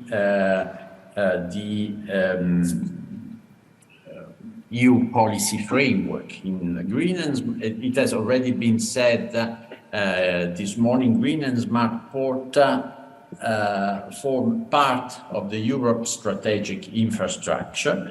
They are multimodal hubs connecting road, rail, and inland waterways networks with maritime routes. They are key nodes of logistic as well industry. They may be industry, energy, trade, and tourist clusters. They are critical in order to reach the sustainability target set in the new EU policy framework, as it has been pointed out this morning also by Ms. Jensen, and they are critical to ensure interconnectivity within EU and between EU, as it has been pointed out by the representative of the Italian ministry, who stressed the importance also of horizontal maritime connection within the broader framework of EU TEN-T development. There is one point that and that we have tried to tackle, that is also the urban dimension of the ports. Many ports are both transport nodes, but also urban nodes. These are the city ports identified by the TEN-T network, and in order to avoid conflict, but to guarantee the condition for the development of the activity within the port, the action to reconcile these two tensions force need to be also identified. Now, based on this recollection of the EU policy framework, we clustered we identified mainly 9 themes that could be,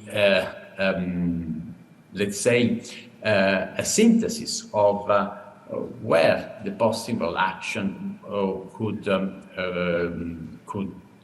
go. And these relate mainly to 4 topics that are pertaining the improvement of sustainability in the vessel operation, in the development of port as green hubs, for example, by promotion of port as a new clean energy hubs, by greening the ground port service and operation, and by the promotion of ports also for circular economy initiatives, safety in the ports, and we have seen in the previous presentation some more detail and insight about what are the challenges, in particular in cybersecurity, and last but not least, the digitalisation in ports.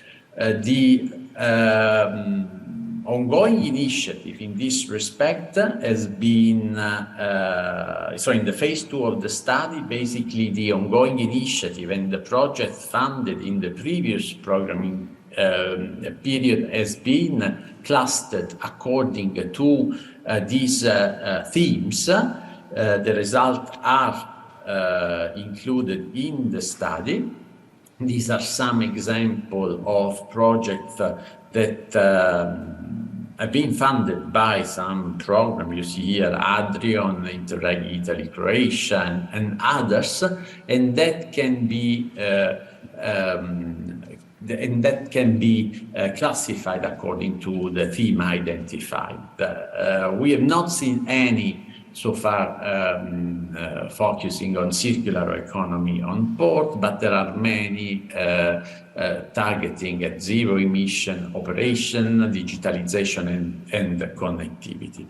We have focused not only, and we have considered in the study not only Interreg ongoing project, but also other action for the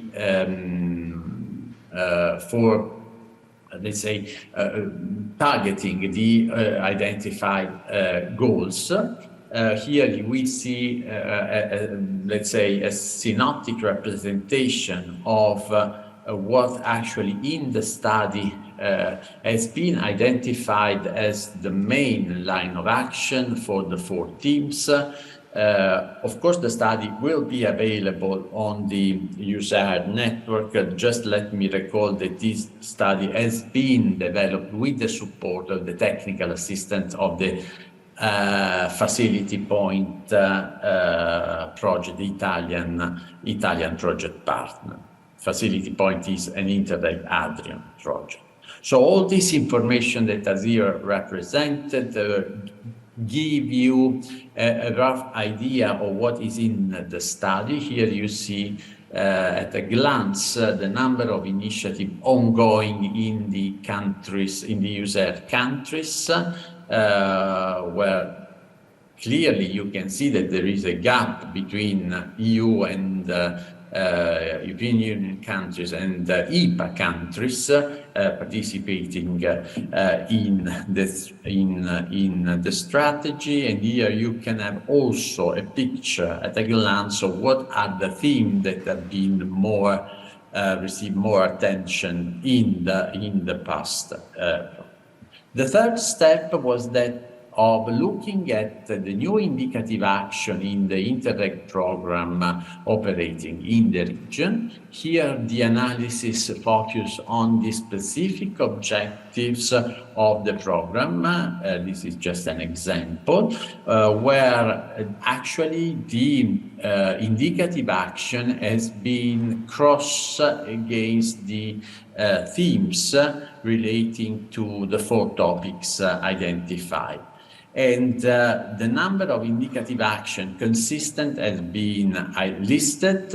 Here you see what actually has been an overview of actually what has been included in the study, showing the great interest in the new programs for the development of action in the port as green hubs, particularly greening the port's operation, and this area here also related to safety in the ports.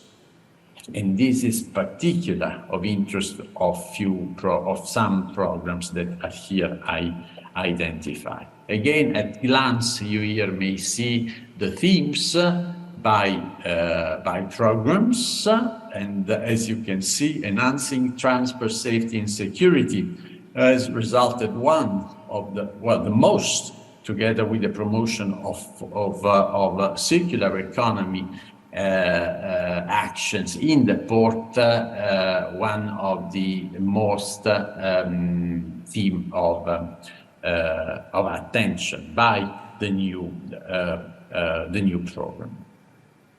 So in conclusion, basically the studies provides let's say an overview of the opportunities coming from the Interreg programs, but also by matching and the supply of funds coming from this program with the ongoing initiative and the needs that has been collected and has been identified within this study by analyzing the ongoing project and initiatives. Actually, possible action to be prioritized have also been identified. Here, I very quickly go through what are the themes that are most matching with the indicative action for the programs that have been considered. almost all operating in the region.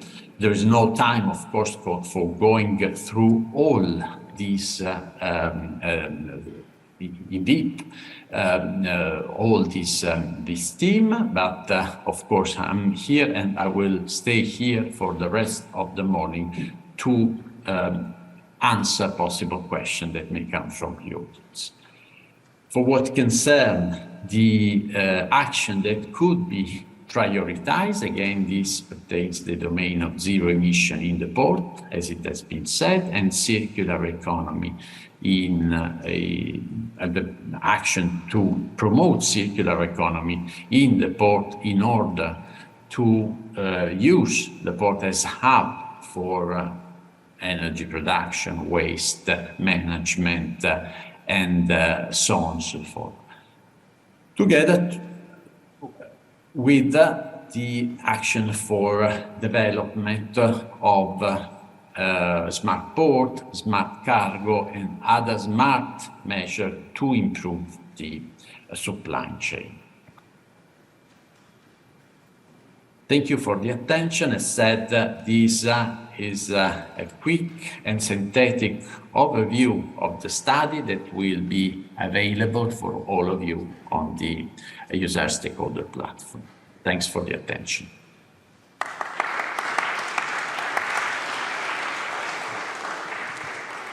Thank you, Mr. Coppola, for this very interesting presentation, and also for entrusting SUSPORT and DIG-C projects with the EUSAIR labeled as a sign of how Interreg projects can actually contribute to the physical implementation of the macro-regional strategies. So the first part of today's conference is concluded. You are all invited for a coffee break downstairs, and the conference will resume in 15 minutes. Thank you.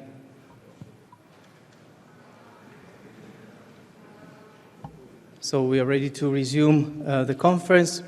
In the first part, we heard very interesting speeches on decarbonization, digitalisation, EUSAIR perspective, experiences of EU projects. Now in the second part of the conference, we will continue and talk about cooperation among ports. How cooperation among ports can improve their sustainability and digitalization, things that would not be possible without cooperation. It will be the topic of the roundtable discussion, and I can invite, that will be moderated by Professor Edward Jan, Vice Dean for Business Affairs at University of Rijeka, Faculty of Maritime Studies. I can invite the speakers, Mr. Rajko Jurman from Port of Rijeka Authority, Mr. Bodo Čok from Luca Koper, Mr. Zeno D'Agostino, Port of Trieste, Mr. Fulvio Lino Di Blasio, Ports of Venice and Chioggia, and for the Port of Ravenna, Mr. Francesco Magagnoli to come on the stage. Thank you.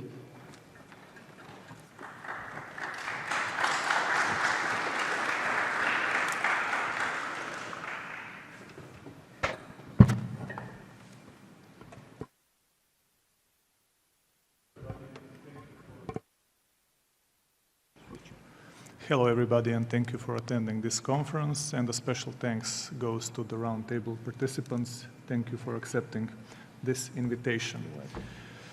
In our previous conversations, we have spoken about several topics, but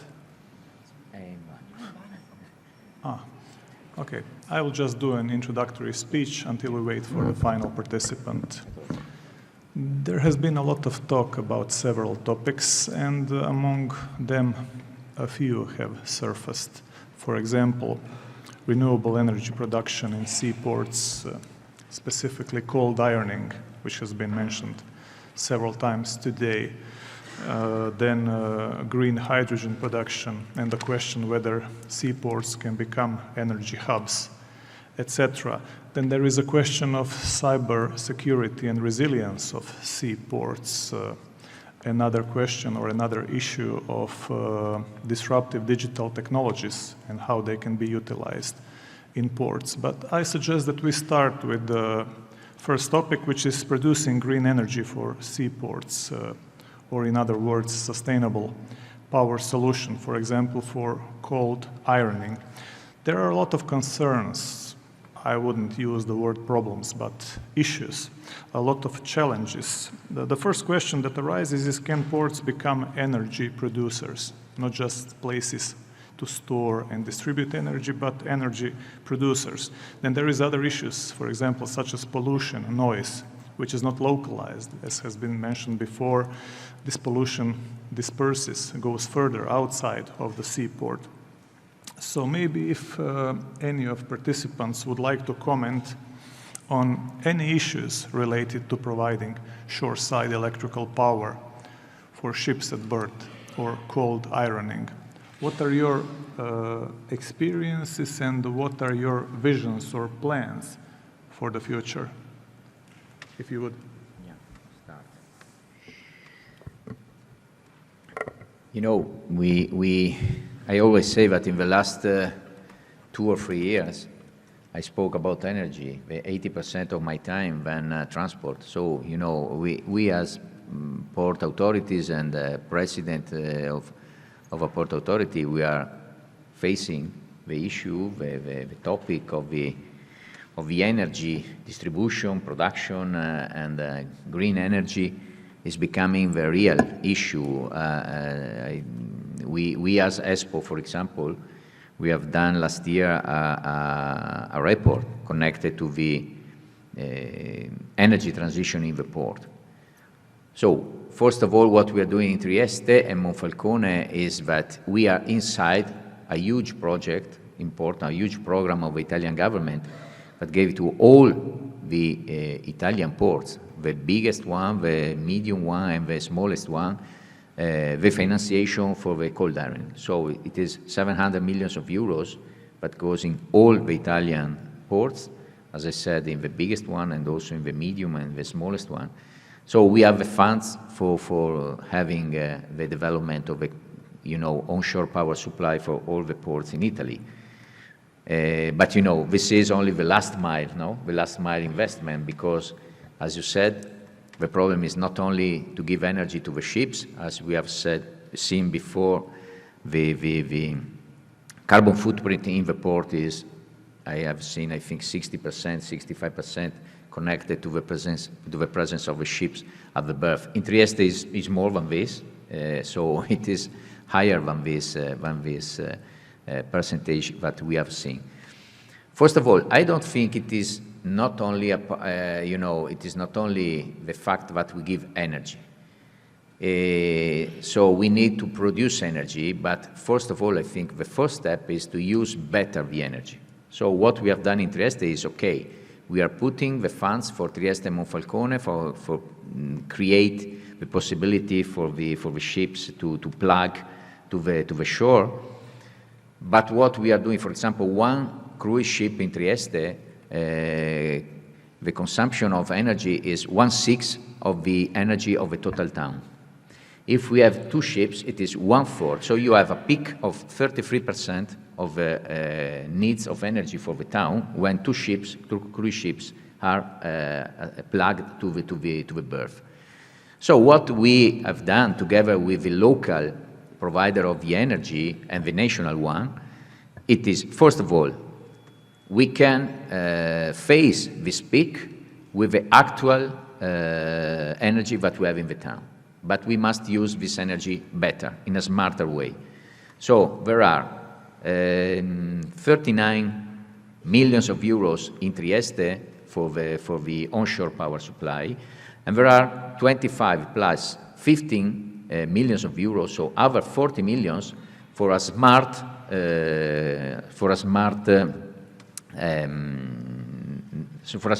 net of the energy in the town. Because if we use better the energy, we can also face this kind of peaks.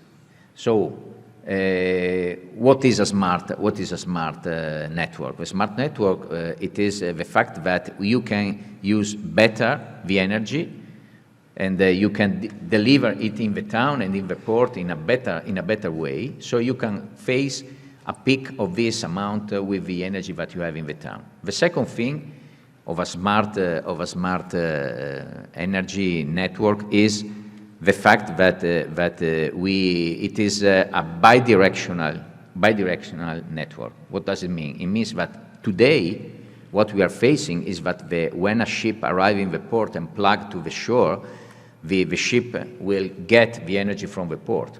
But in the future, we have also seen in some of this presentation, the future of the shipping is that the ships will be also will transport energy from a port to another port. So we must be prepared, we must be ready to get also energy from the ships, not only to give energy to the ships.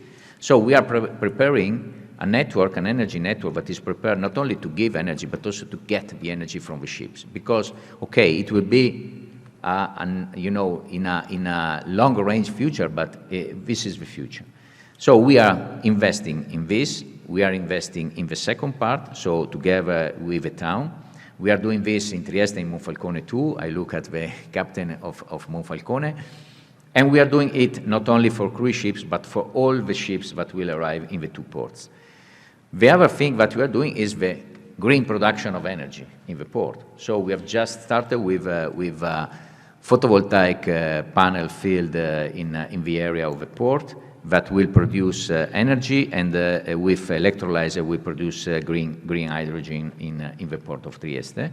And we have also another project, it is a private project, also for production of hydrogen with electrolysis in the port area.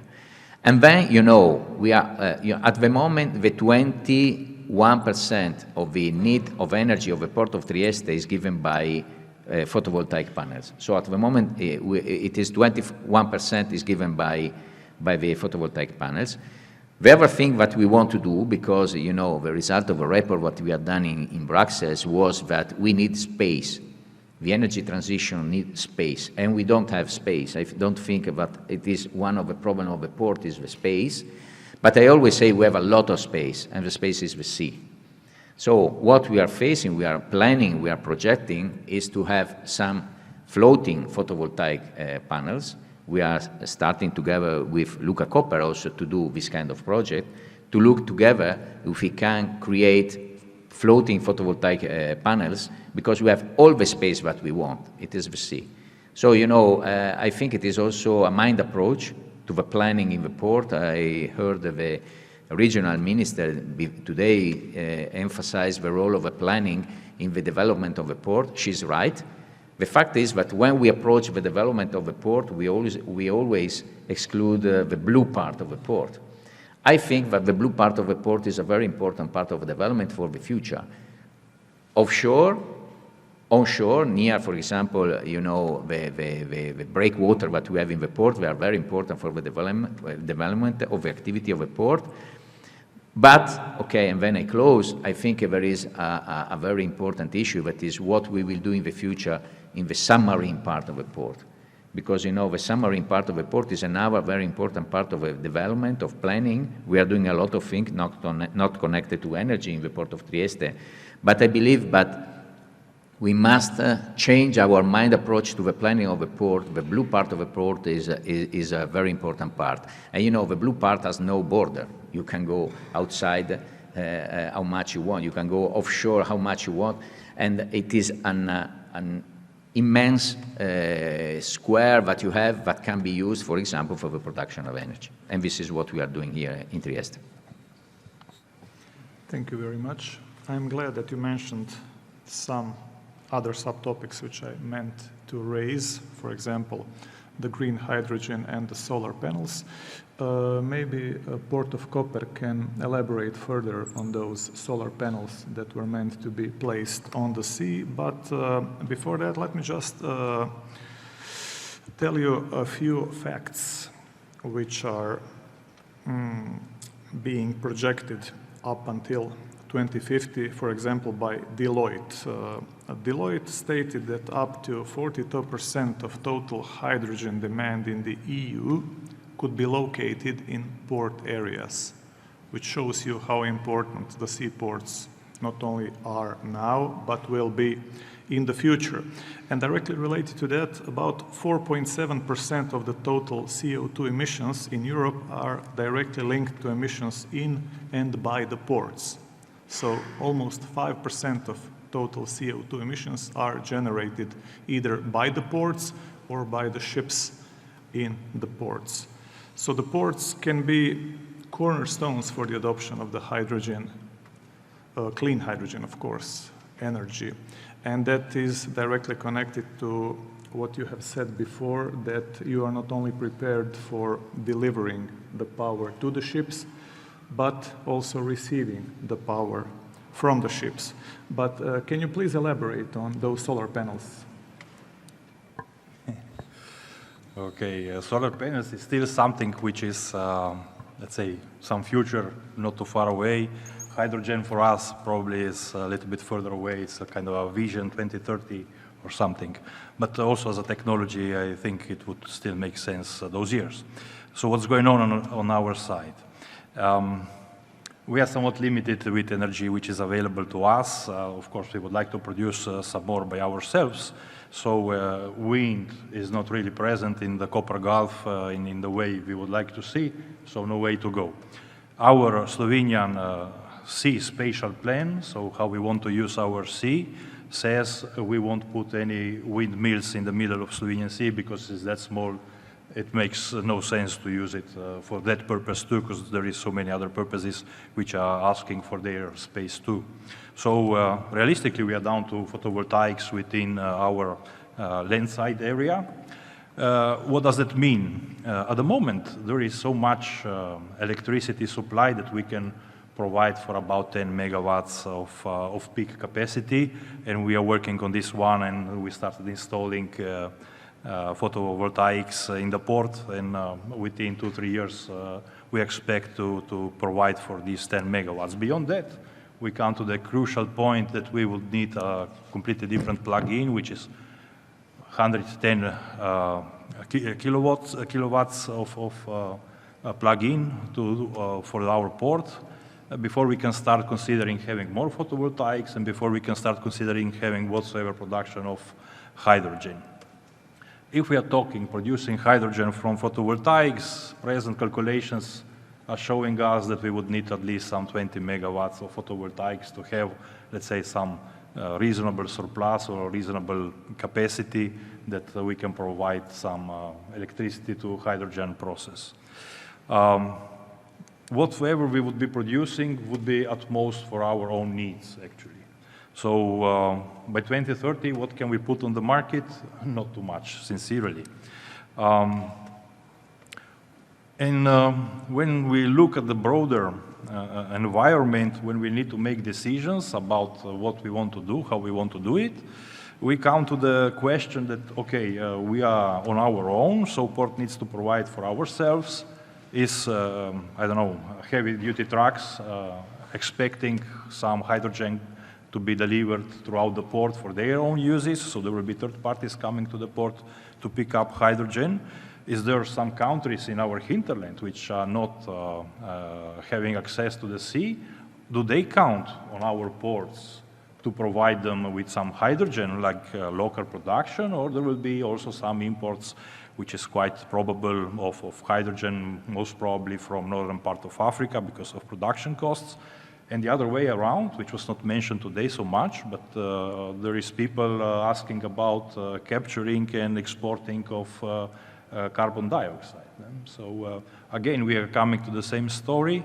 Are we alone in this topic, or there is some local industry that shall be accounted, or this is beyond our national borders, which should be discussed? And here I see that our country is perhaps a little bit slow in arising these topics, and sincerely also the countries and industry is still making first calculation when, what they expect something should cost, and by what year do they need to prepare some alternatives, as they expect that CO2 coupons will get more and more expensive. So at the present, what I discussed, people mostly tell me after 28, see you in 2030 most probably.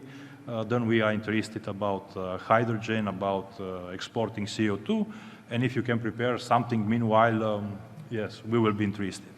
So basically, this is a quick picture. Thank you. Thank you very much.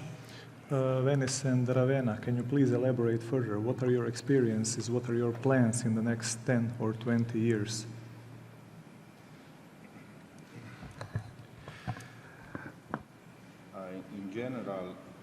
In general, in Venice, all the issues that has been raised by the colleagues are even more characterized by another level of complexity, since we are on one hand we do have a wide extension of the public-owned land, the demanio. But on the other hand, we are within the laguna, that is a very delicate natural environment. In terms of energy, we are working on different approaches. First of all, we are financing, thanks also to the national contribution to the Next Gen EU program, to the energy efficiency, both financing directly projects on the terminals and by pushing on the concessionaire or on the would-be concessionaire, because we are using the publication of the request for new concessions using criteria that are able to give the direction of what would be the port of the future. So a big emphasis has been given to energy efficiency projects, to actions aimed at decarbonizing also the day-by-day operations in the terminal, as well as the use of green equipment and cranes. And this is something we do believe can be put together with the direct investment of the port. In terms of cold ironing, I agree with the Zeno. The problem is the production. The problem is these double approaches in and out. But from what we have seen is that the national government has launched a program to finance this infrastructure. We received 90 million euros, mostly for RoRo, cruise, yacht and mega yacht facilities. But at the beginning, the problem, we tried not to start directly with the construction of the infrastructure, but we made a kind of listening action to the market in order to see if the market was ready to prepare a PPP project in order to cover the whole process, the production and then the management of the whole function of the cold ironing. We didn't find the market very ready, also because at the international level there is no a common idea on the technical standards to be used, and this is something that also from the ship side is not easy. At the end of the day, we launched the project activities, and also we used the healing project for the technical design and cost-benefit analysis of Chioggia. This is nice because Chioggia is a very small port that never had a cruise destination, but after I was appointed as a commissioner for the cruise, we obtained to use Chioggia as a cruise destination, and a number of ships are calling Chioggia because we do not have, for the time being, enough berth in Venice. So the need for the cold ironing was arrived after a while. So we used these EU funds for studying the cold ironing in that small location. In terms of hydrogen, in Venice there are a number of big national companies, private companies, but are the biggest, like Eni, like Edison, and there is a Sapio, for instance. There is a kind of project called the Hydrogen Valley, and we are working with them in order to develop the concept of Venice as also an energy hub. Of course, we also use the EU funds for buying some green cars, and this is something very easy to give a concrete example of how we can contribute day by day with our support. In general, I think that a mix of a national strategy and a local commitment can be of a great help for the transition. We must be able to talk very easily with the market, with the private sector, because sometimes the private sector is much more fast in changing solutions, more fast than our ability to understand our needs. So we should be more closer, and of course flexibility also in our approach as a public institution is for sure is needed, and is the only way to be able then to find out how to solve these problems. Thank you very much. Ravenna, do you have different experiences, or are you following the same path? Yes, these topics are of course also quite important for Ravenna. We have a lot of investments going on concerning these topics. And the production of green energy. Starting from the cold ironing, in Ravenna we are designing a cold ironing facility that will be deployed at the cruise terminal of the port, that will have a power of 16 megawatt and will be able to feed cruises at berths in order to avoid all the problems of CO2 emission, noises. And this facility will be completely works will be funded by the PNRR resources, and the design that is going on at this moment are co-founded by the European project, the Access to Napa project, that is a project co-founded by the CHEF program. So it's quite an important investment we are carrying out now. Then coming to other investment, for example, solar panels. We are here for SUSPORT today, among the other projects. Thanks to SUSPORT, we are finishing works, a solar photovoltaic system in the courtyard of the Port Authority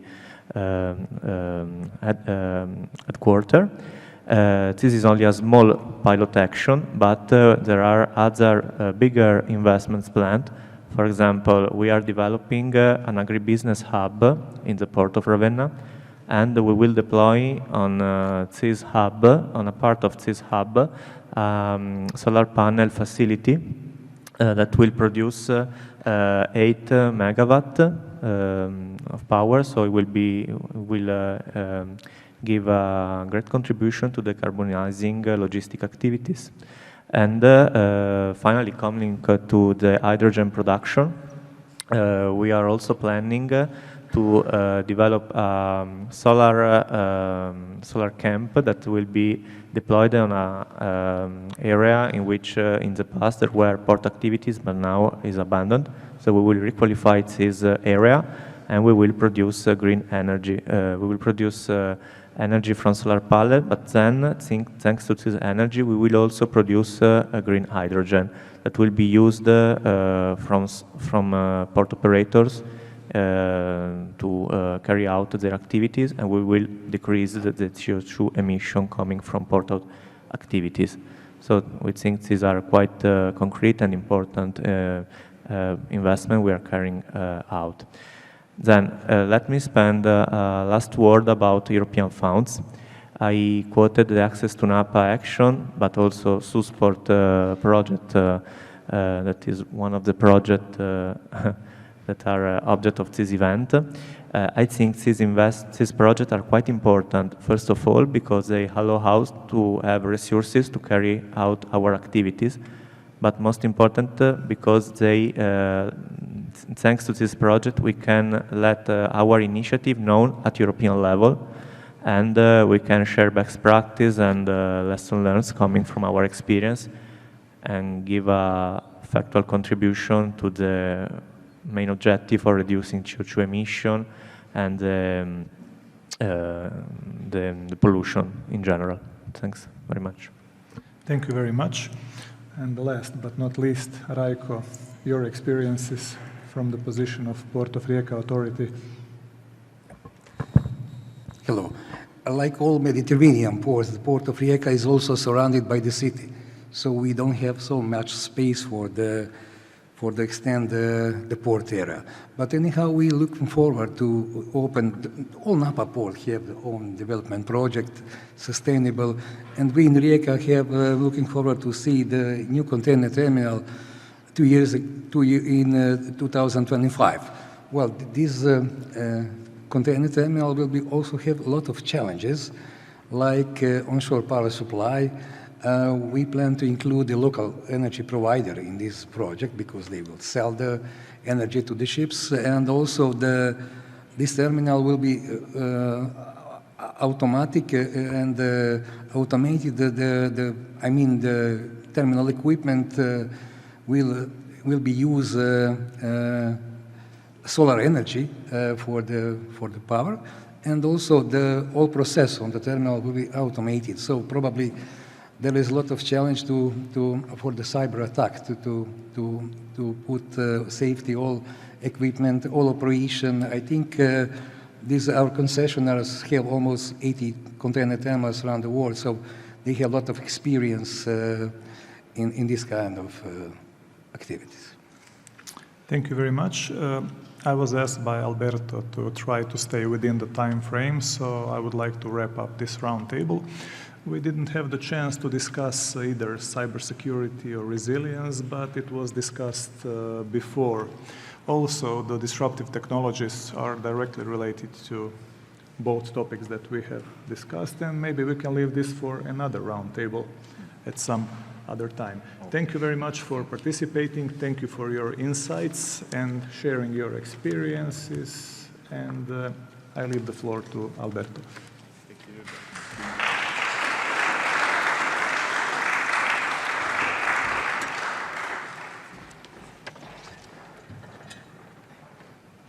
Thank you very much, Edvard, and to the panelists.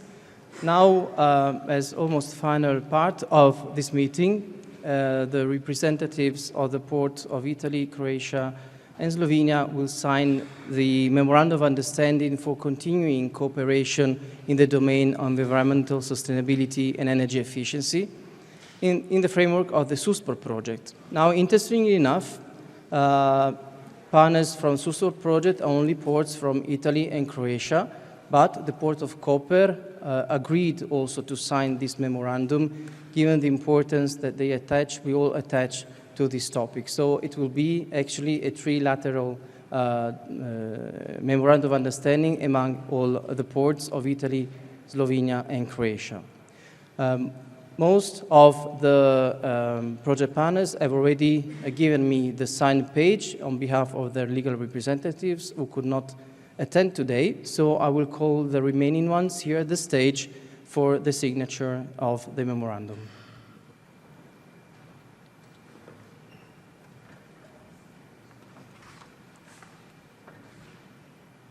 So first, Mr. Zeno D'Agostino, President of the Port Network Authority of the Eastern Adriatic Sea.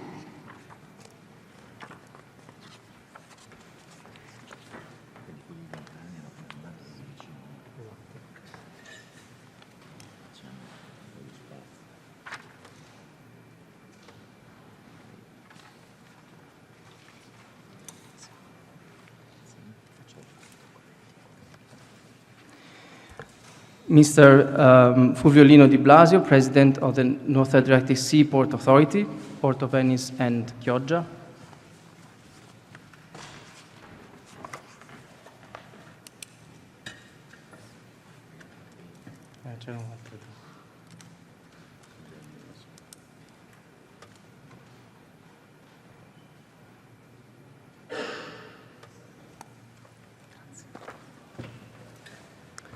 Mr. Roberto Tomé from the COSEF, Porto Nogaro.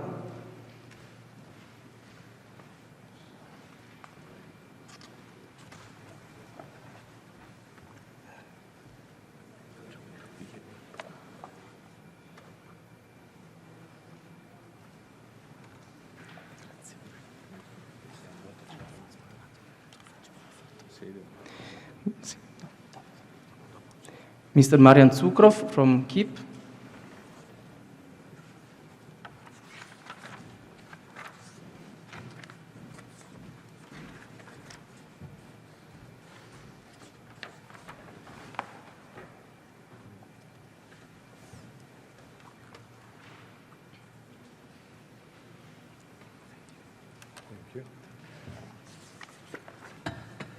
Mr. Željko Knežević from the Port Authority of Zadar. He's here.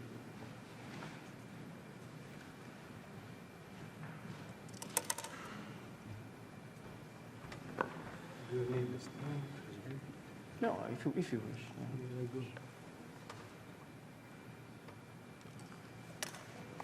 There is no need.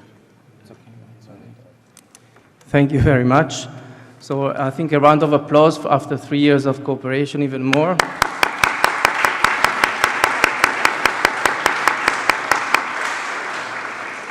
Now, before the final remarks, I would like to ask the representatives of the SUSPORT project to come here before the stage to take a picture.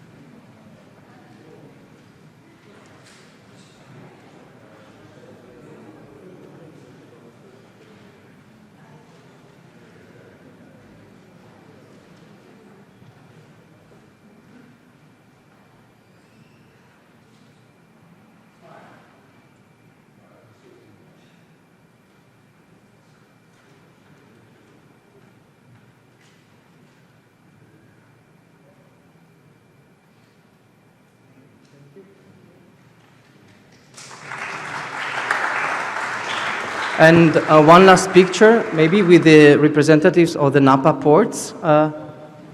Mrs. Jensen, if you also want to take a picture with us.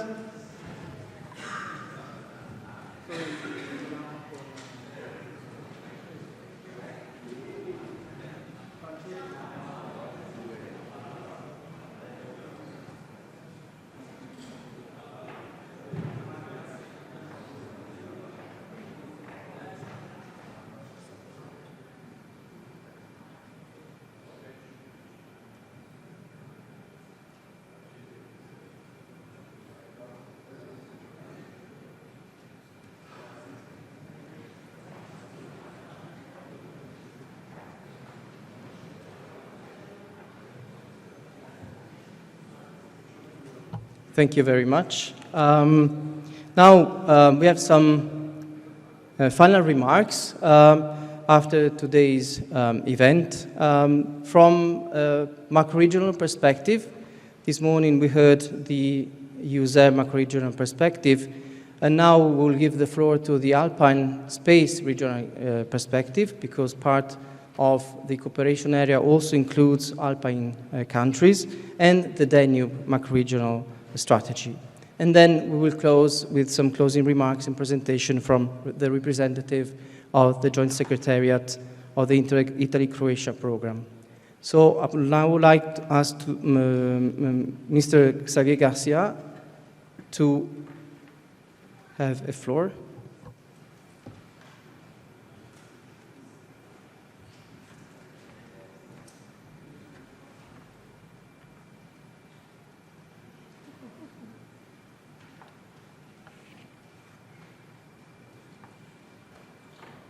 Alberto, can you hear me? Yes, thank you very much. Yeah, thank you for giving us this opportunity to present the work of the Action Group 4 of EUSAIR. So EUSAIR represents a macro-regional strategy with 7 countries, 48 regions. Several of them are represented in the Action Group 4 because we have 9 action groups within EUSAIR. And 17 of the regions are represented in this action group, where we have a new work plan. We have adopted this work plan recently to be short and in line with the agenda. I would say that these priorities in the work plan are smart clean logistics and policy measures in freight transport to support modal shift, which is obviously an issue that has been raised today. Secondary railway infrastructure, local and regional transport links. Trieste is a cross-border city, so it is also an issue for you. Resilient road and rail infrastructure, and also smart and sustainable passenger transport. We will also have a focus on alternative fuels because energy is obviously an issue since 2 years with the rise of the prices. And it's also an opportunity to accelerate the transition towards green energy.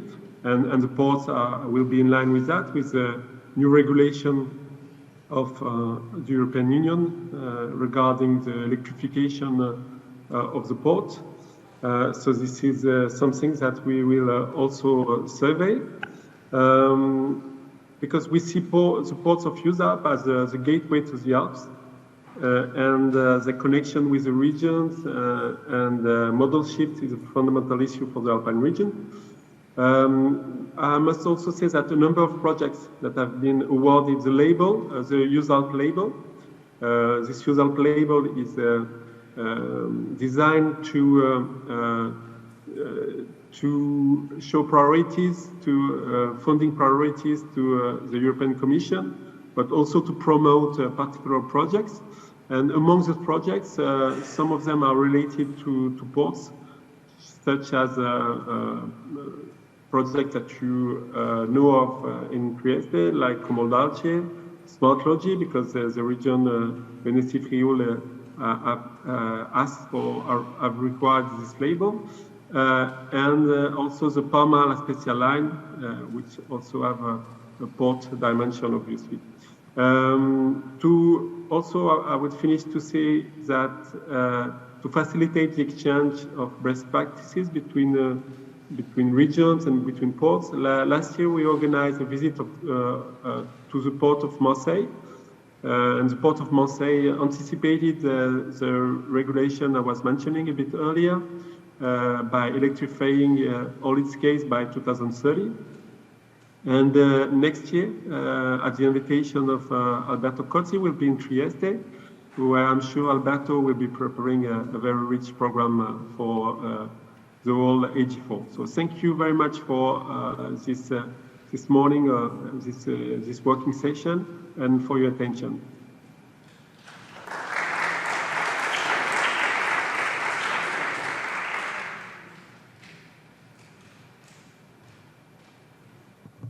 Thank you very much, Xavier, for your presentation. Also at Alpine level, we're working very closely with the other regions, Slovenia, France, and other Italian regions in order to strengthen the cooperation in the domain of the port sector.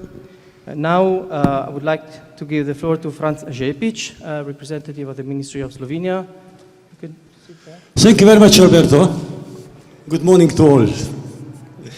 First of all, I feel better if I stand and walk. Second, I would like to thank very much the organizer of this event to invite me for these concluding words. I would like to welcome also Mrs. Jensen, distinguished representatives of ports, and all participants here. It was an interesting event, in particularly because my field of expertise are not ports. So I learned today a lot.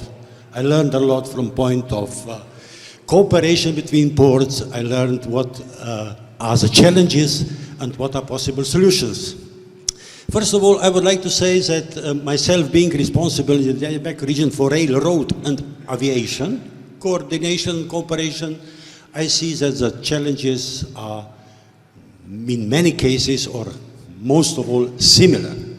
We do have an EU transport policy that is forcing us in a direction that is good, of course, to green transport, to make it clean and so on. However, we all are aware that for a number of reasons, we are not ready to follow it, at least not completely. Just to give you the example, when we are talking energy, within our strategy, we are promoting so-called use of multi-fuel. What does it mean? It means that we are not prioritizing nor hydrogen, nor electricity, nor gas, nothing, for time being. The time will show, in short, what is the best solution. That we are talking now, since I'm talking about energy, I would like to say that we addressed this last year in a nice international conference. We entitled it Energy Efficiency in Transport, and it showed up exactly what I'm saying to you now. We see, for example, in aviation, producer of electric vehicles, and we see, on the other hand, a developer of hydrogen aeroplane for short distances and so on. So what I would like to say also is that for us, it is of most importance that we are aware that ports are not alone. Railways are not alone. We have to use what is called multimodality, intermodal transport. We have to use all transport modes to the best possible, how should I say, use. We have to give the opportunity to road, to rail, to aviation, to ports, and of course inland waterways. By saying this, I would like also to say that the developments that are going on, in particular within the EU transport policy, are very encouraging. I would only like to remind you for the year 2006, when interim white paper was adopted in 2006, and it introduced for the first time commodality. Commodality you can understand different ways, but it is very important. And in 2011, when we have a white paper, we have so-called full modal integration, which is something that, again, we promote very much from our side. We all know that the Commission stopped producing the white papers, and the last paper was so-called changed, the last white paper was changed into strategy. So now we have sustainable and smart mobility strategy. And of course, it is all focused on greening the transport. I would also like to mention that in the Danube macro-region, we are paying a lot of attention to the projects. We have a huge number of projects.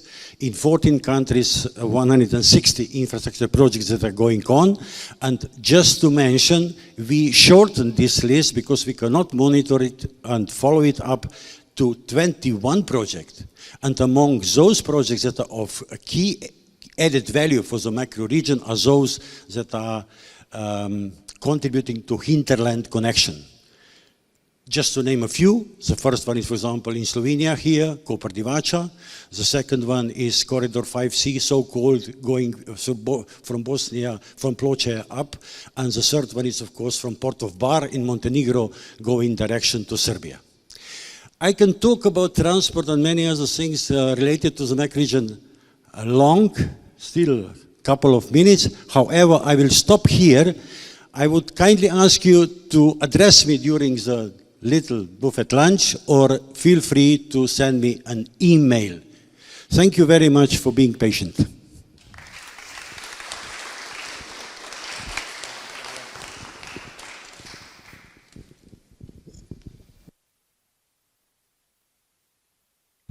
Hvala lepa.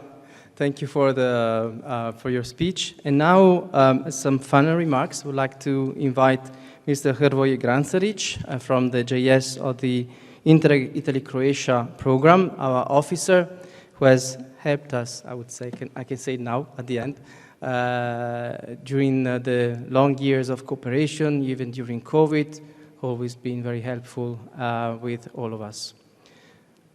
If you want to take a seat. You will stay here? Okay. Share screen. Share.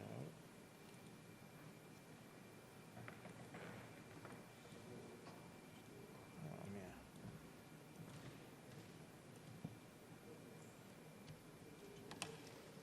Okay. Okay. Thank you. Thank you, Alberto, for the kind words. Thank you for inviting me to this conference. Congratulate to finish with this very complex and intensive project. I'm happy to cooperate with you. You've been in very good hands. I think you are aware of it. So congrats to Alberto Cozzi and his team. This project, SUSPORT, but also Dixie, has been funded through Interreg Italy-Croatia program 1420. I thought to give you some overview of what we as a program funded in the field of maritime and multimodal transport.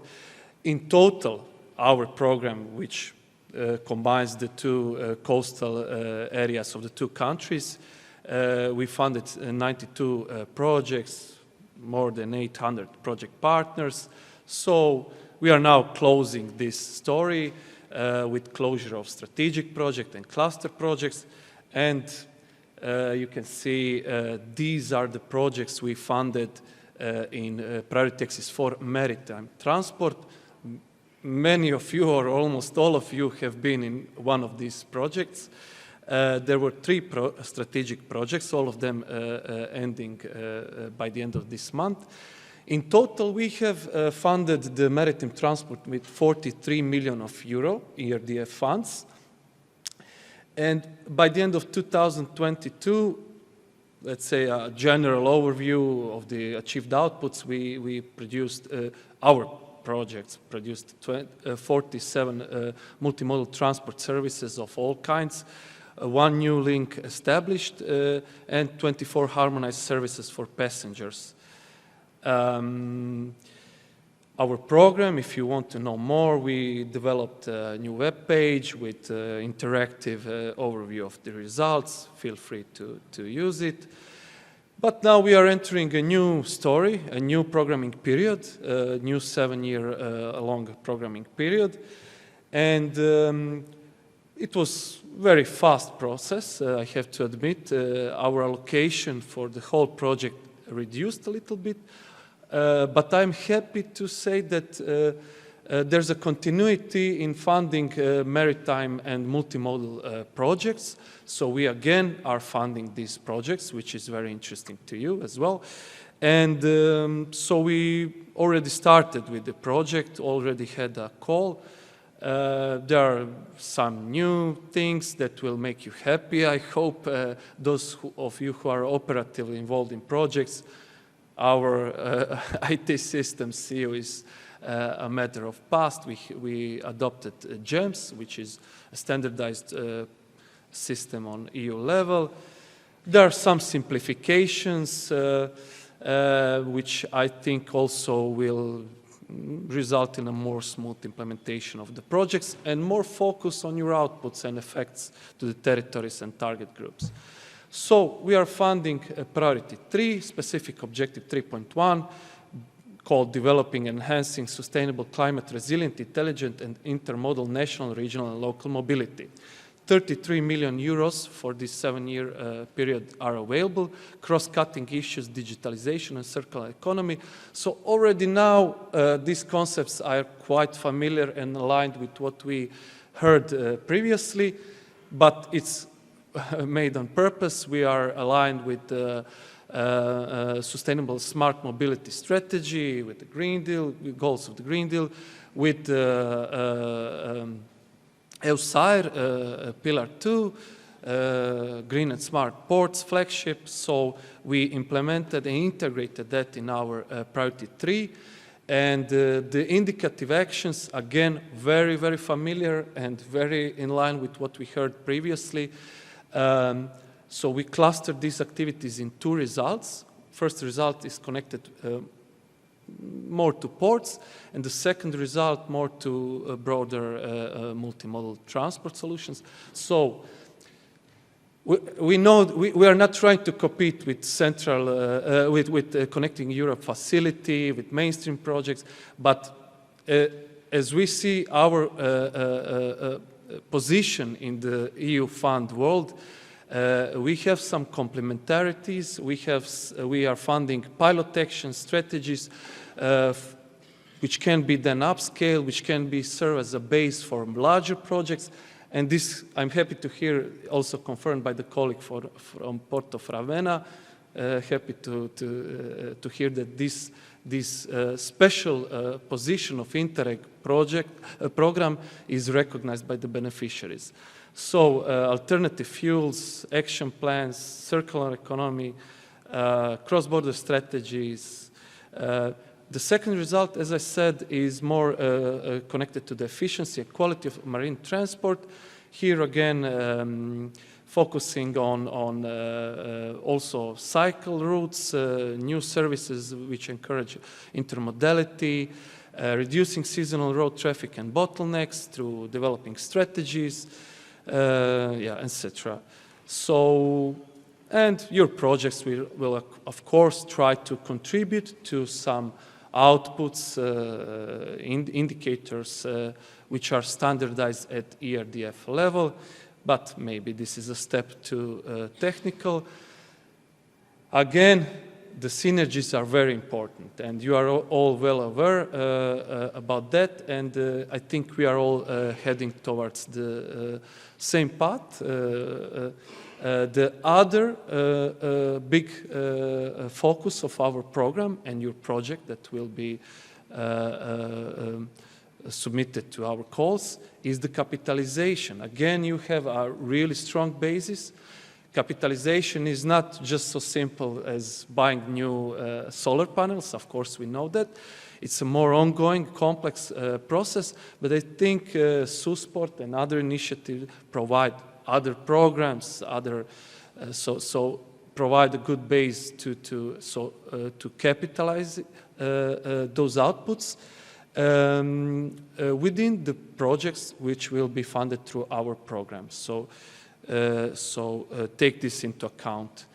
The current situation with the program is that we closed the first call. Also, in the first call, there was a possibility to apply for priority 3, sustainable maritime and multimodal transport. 18 million euros ERDF was available. The allocation will be consumed totally, I hope. We received, here you can see 3.1, we received 13 applications.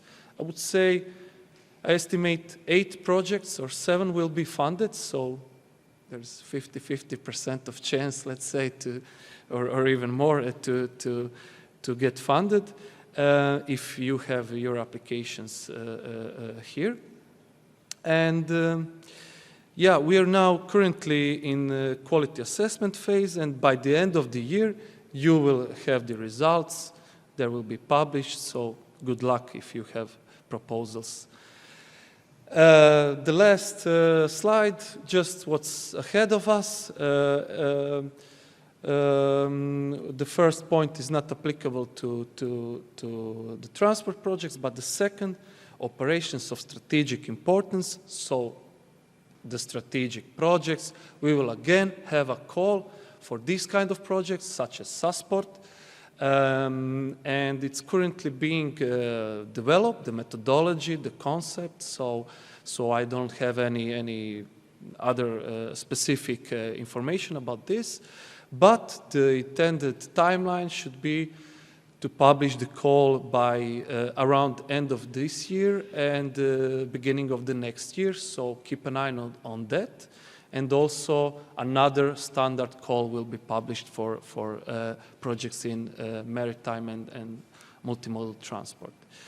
That's it, my contact details. The managing authority of our program is based in Venice. We have a branch office in Zadar, where I work, and I will be happy to get in touch with you if you need any information. Yeah, that's it. Thank you.